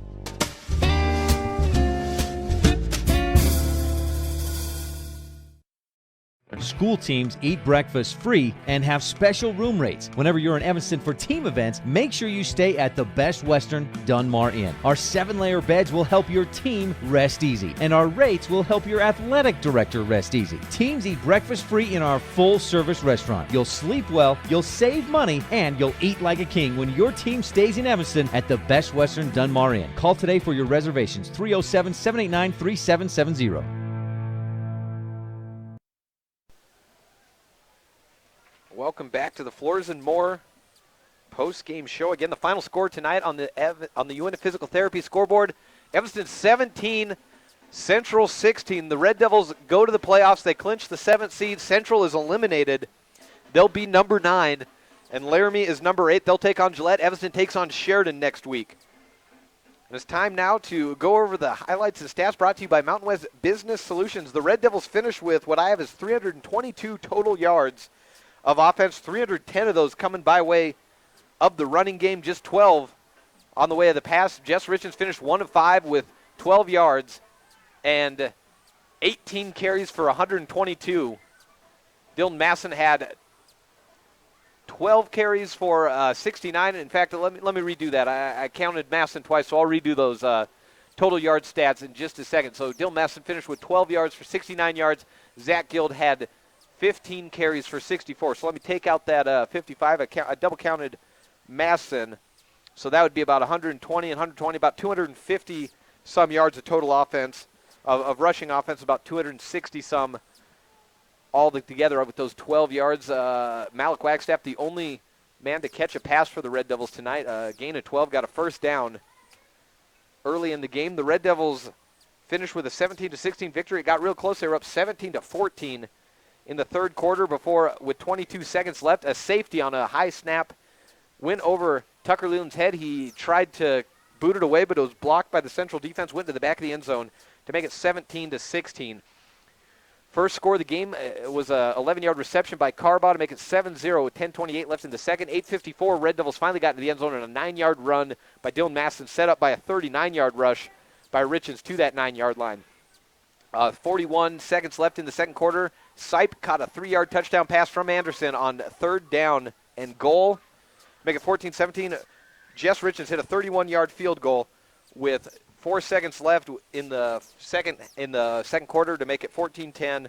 Then the Red Devils, the game-winning touchdown came a 1-yard rushing touchdown by Jess Richens, and we welcome Coach Pat Fackrell tonight after a win to get in the playoffs. It's been a couple of years since you've been able to win your way in. That has to be a great feeling. It is nice. You know, you kind of hate to put ourselves in the situation that we were in, but on the same end, I love our team. I love our kids.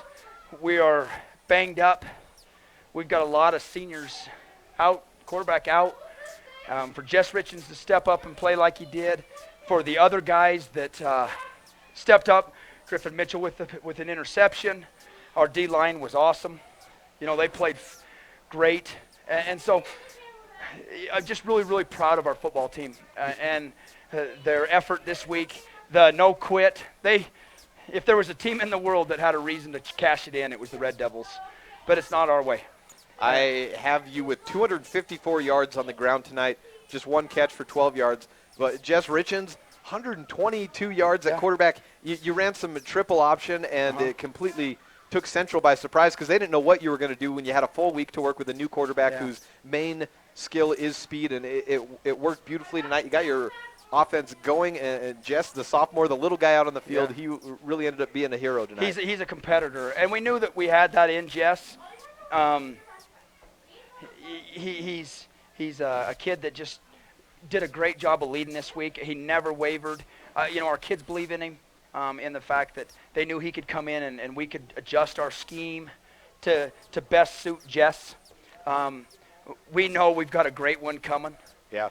In the years to come with Jess, and is that at a slot? Is that at a tailback? Is that at a quarterback at times? He's just quite a great weapon. athlete. He's quite a weapon. But, you know, to not take anything away from the other kids, because I think up front, Jess busts those because, like you said, we kind of caught East Central off guard. But Brendan Neff on the defensive side. Connor Martin made a couple of huge plays. Zach Guild busted through the line to get Brock Anderson on that third down play. That was a nice sack, and it was. We knew that Brock was a heck of a quarterback. They picked on one side for a little bit, but just another kid, Jesse Cross, just never quit. He just kept fighting, and never gave up anything really big. And when he did, it never shook him. And that's what's fun about football is it's the next play. And you have next plays coming up. Next week you're going to Sheridan. Did Laramie lose? Laramie is winning, but with a win, you are automatically that number 7 seed. Central is eliminated. Laramie's number 8 going to Gillette. Is that a three-way tie, though? Isn't it a three-way tie? It is, and you own the tiebreaker over Laramie, and Laramie owns the tiebreaker over Central. And with that win over Central tonight, you own the tiebreaker over both. Okay. You're number 7. That's fine. You're playing Sheridan. Yeah, and you got to get ready, get another week of practice to go out and prepare for a team that you played once and played tough. Right, we did. We played them tough. We had some miscues, but I think we're a better football team. We had a miscue here, but we were running up and down the sideline saying if they don't score, we win. Yep. And I really like our resiliency. I like our mettle, our football team. It's nice to see those young kids step up, and it's nice to see the old kids have all that fight in them. And it was super special because it's parents' night, and they got to kind of take those, those kids aren't here without those parents' support. And I've really appreciated all their support all the way through. They've, paid the money to send these kids to camp. Long ago, before they could drive, they hauled them to the weight room at 6 in the morning. And those are things that only in Evanston you get. And so the parents are as big a part of this tonight as our kids are, and I'm just really proud of our community, our football program, and everything. Didn't know what to expect tonight. What I saw was a serious defense, serious play by the seniors, and a serious rushing attack by 2 seniors and 1 sophomore. Coach, congratulations, and welcome back to the this playoffs. This is kind of fun coming up here this way. Yeah, you get to come up, you get to have a little fun. You just won a tight game, and a play that wasn't perfect, and your defense held out, your offense ran out the clock. We've known that we've had a good football team all along. We just haven't had the breaks that we've needed. Yeah. And I was worried at times that didn't have those breaks again, but again, just the resilience of our young men of fighting. Yeah, Coach, congratulations. Thank you very much. That is head coach Pat Fackrell on the Floors and More post-game show. We'll finish out these highlights and more. We'll get that Red Devil recap for you coming up, and then we'll get ahead to the Red Devil Roundup, see what's coming ahead in the week of sports to be right after this.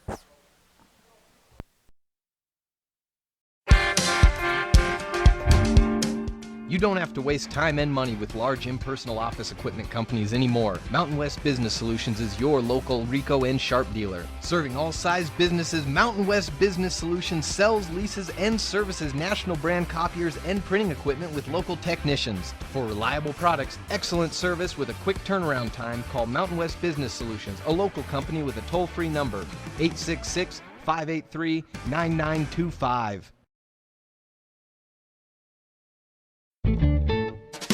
Explore all the ways you can remodel any room in your home. Visit Floors & More's showroom in Evanston to find out what they can do for you. From cabinets, countertops, and flooring for your home, Floors & More can answer any questions you have. Talk to the remodeling experts and have Floors & More install your new flooring, cabinets, and countertops. Custom order or check out the in-stock inventory for great deals. Floors & More, 243 7th Street, Evanston.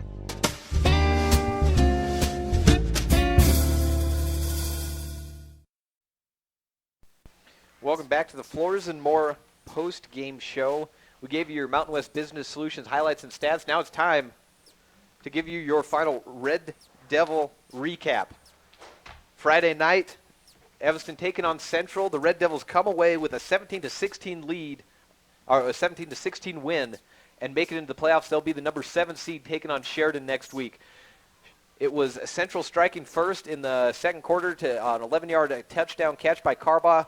9-yard run by Masson, tied it up at 7 apiece, 8:54 left in the second quarter. 3-yard touchdown by Brock Anderson to his tight end Sipe with 41 seconds left, made it 14-7, and then Evanston drove all the way down the field to get a 31-yard field goal in and up through the uprights to make it 14-10 at halftime. A 1-yard touchdown run by Jess Richens made it 17-14, a safety. That was a poor punt attempt, a high snap, went over Leland's head. He tried to kick it out, blocked into the back of the end zone by the Central defenders, made it 17-16. And then the Red Devils were tough on defense, ran the ball out those final minutes to run out the clock and clinch that playoff spot. And that is how we got to our final. So once again, Evanston beats Central 17-16 Friday night to make it into the playoffs. And that is your Red Devil recap. Coming up in just a moment, we will get to our Red Devil Roundup brought to you by Evanston Regional Hospital on this Big O Tires of Evanston presentation of Red Devil football on the Big Dog and MyLocalRadio.com.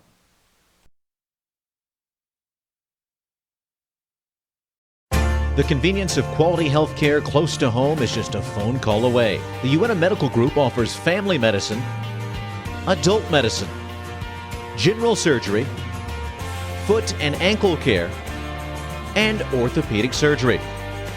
Located in the UNA Medical Plaza on Arrowhead Drive next to the hospital. Same or next day appointments available. Call today, 789-WELL. That's 789-9355. Talking to Ryan Berger, coming right off of a regional cross-country meet that was hosted at Purple Sage Golf Course. The girls got first, the boys got second. You had a regional individual champion. Your best boy, Jace Richards, finished third. Brittany Barton won the girls. Brayla Fuller got third as well. You had 6 all-conference runners as a whole. That's a good portion of the entire all-conference for the western side. How do you feel about that and now that it's all over? Really excited. That's one of my highlights of my coaching career, one of my big highlights. I mean, there's a lot of other moments that are big, but this one puts it right near the top as well. We had a blast. When you get those kinds of awards, those team awards and those individual awards, not just those individuals celebrating that success, but everybody on the team celebrates that success. And it's just really cool. I keep telling the kids, just celebrate your successes. We deserve that. You deserve that. You deserve to celebrate. And we did a lot of celebrating and having fun and hooping and hollering and smiles. And it's just, I told them, all the kids, you could tell when even Brady finished, when you finish and you're successful at this meet, it is going to hurt.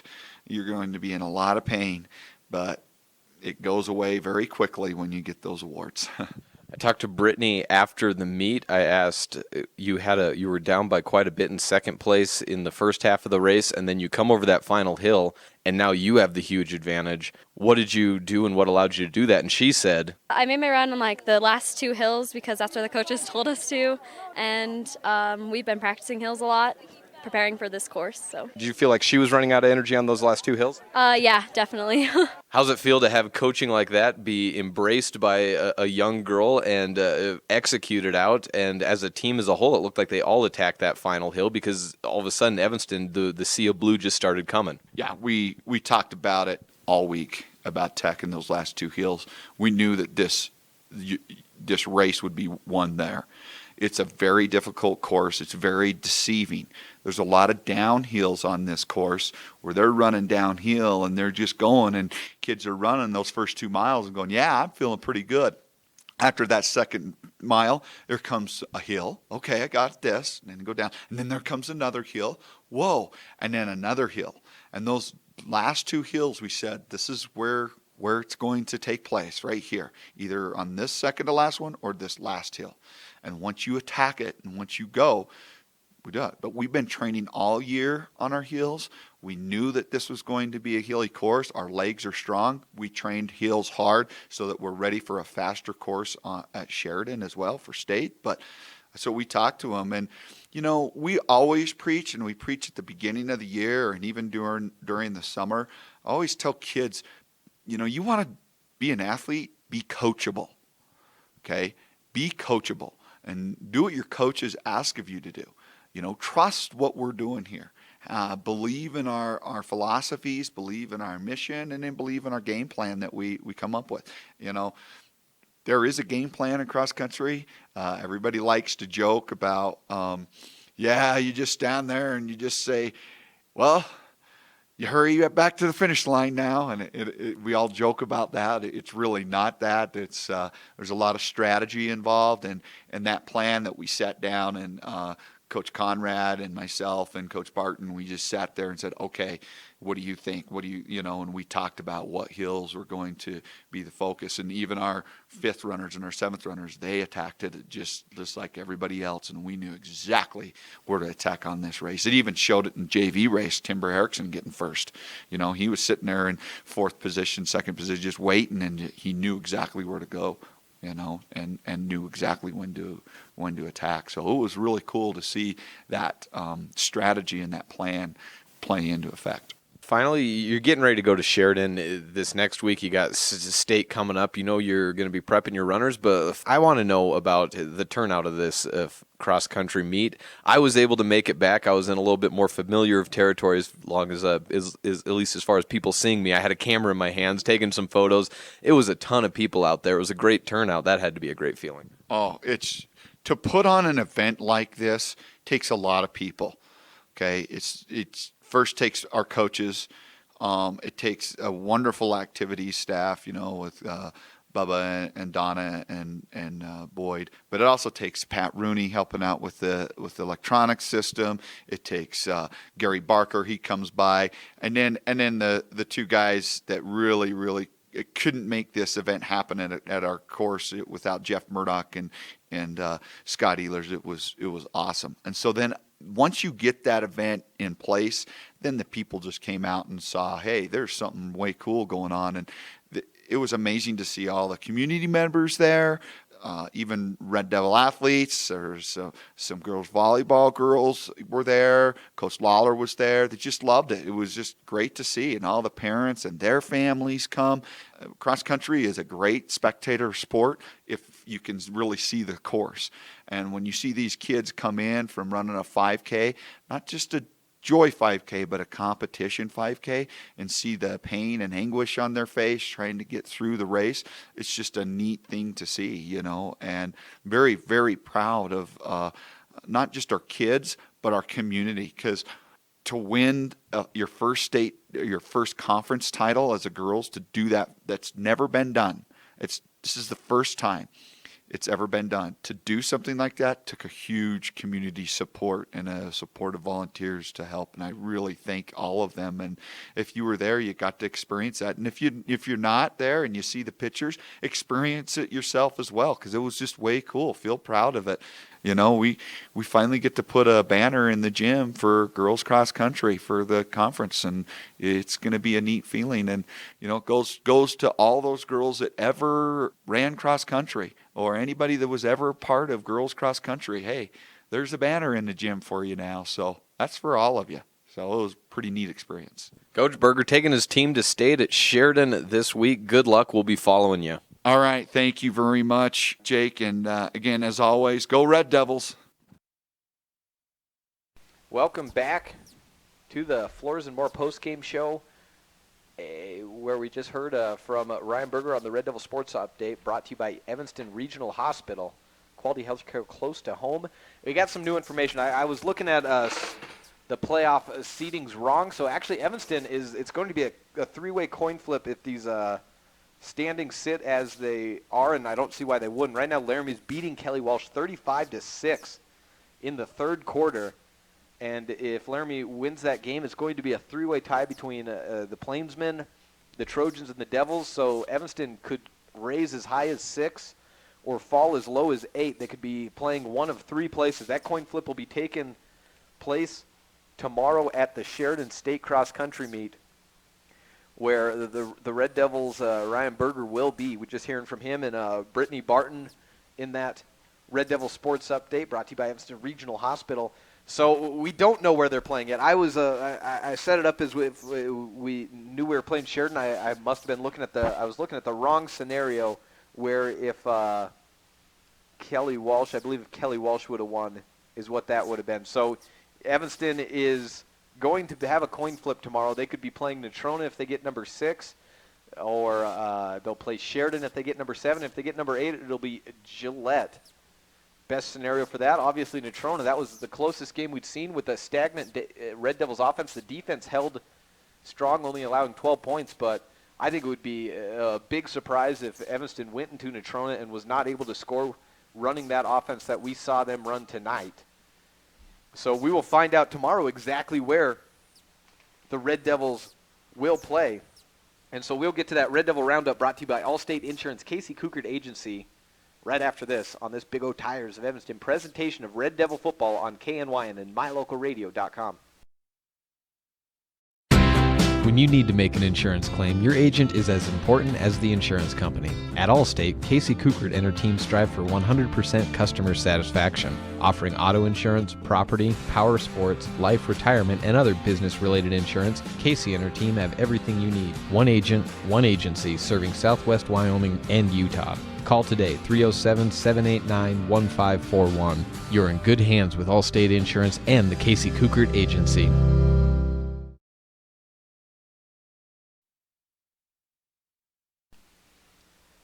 Back at K-Fackrell Stadium. I'm the last one here as far as I can see anywhere. A little bit of grounds crew people still hanging around.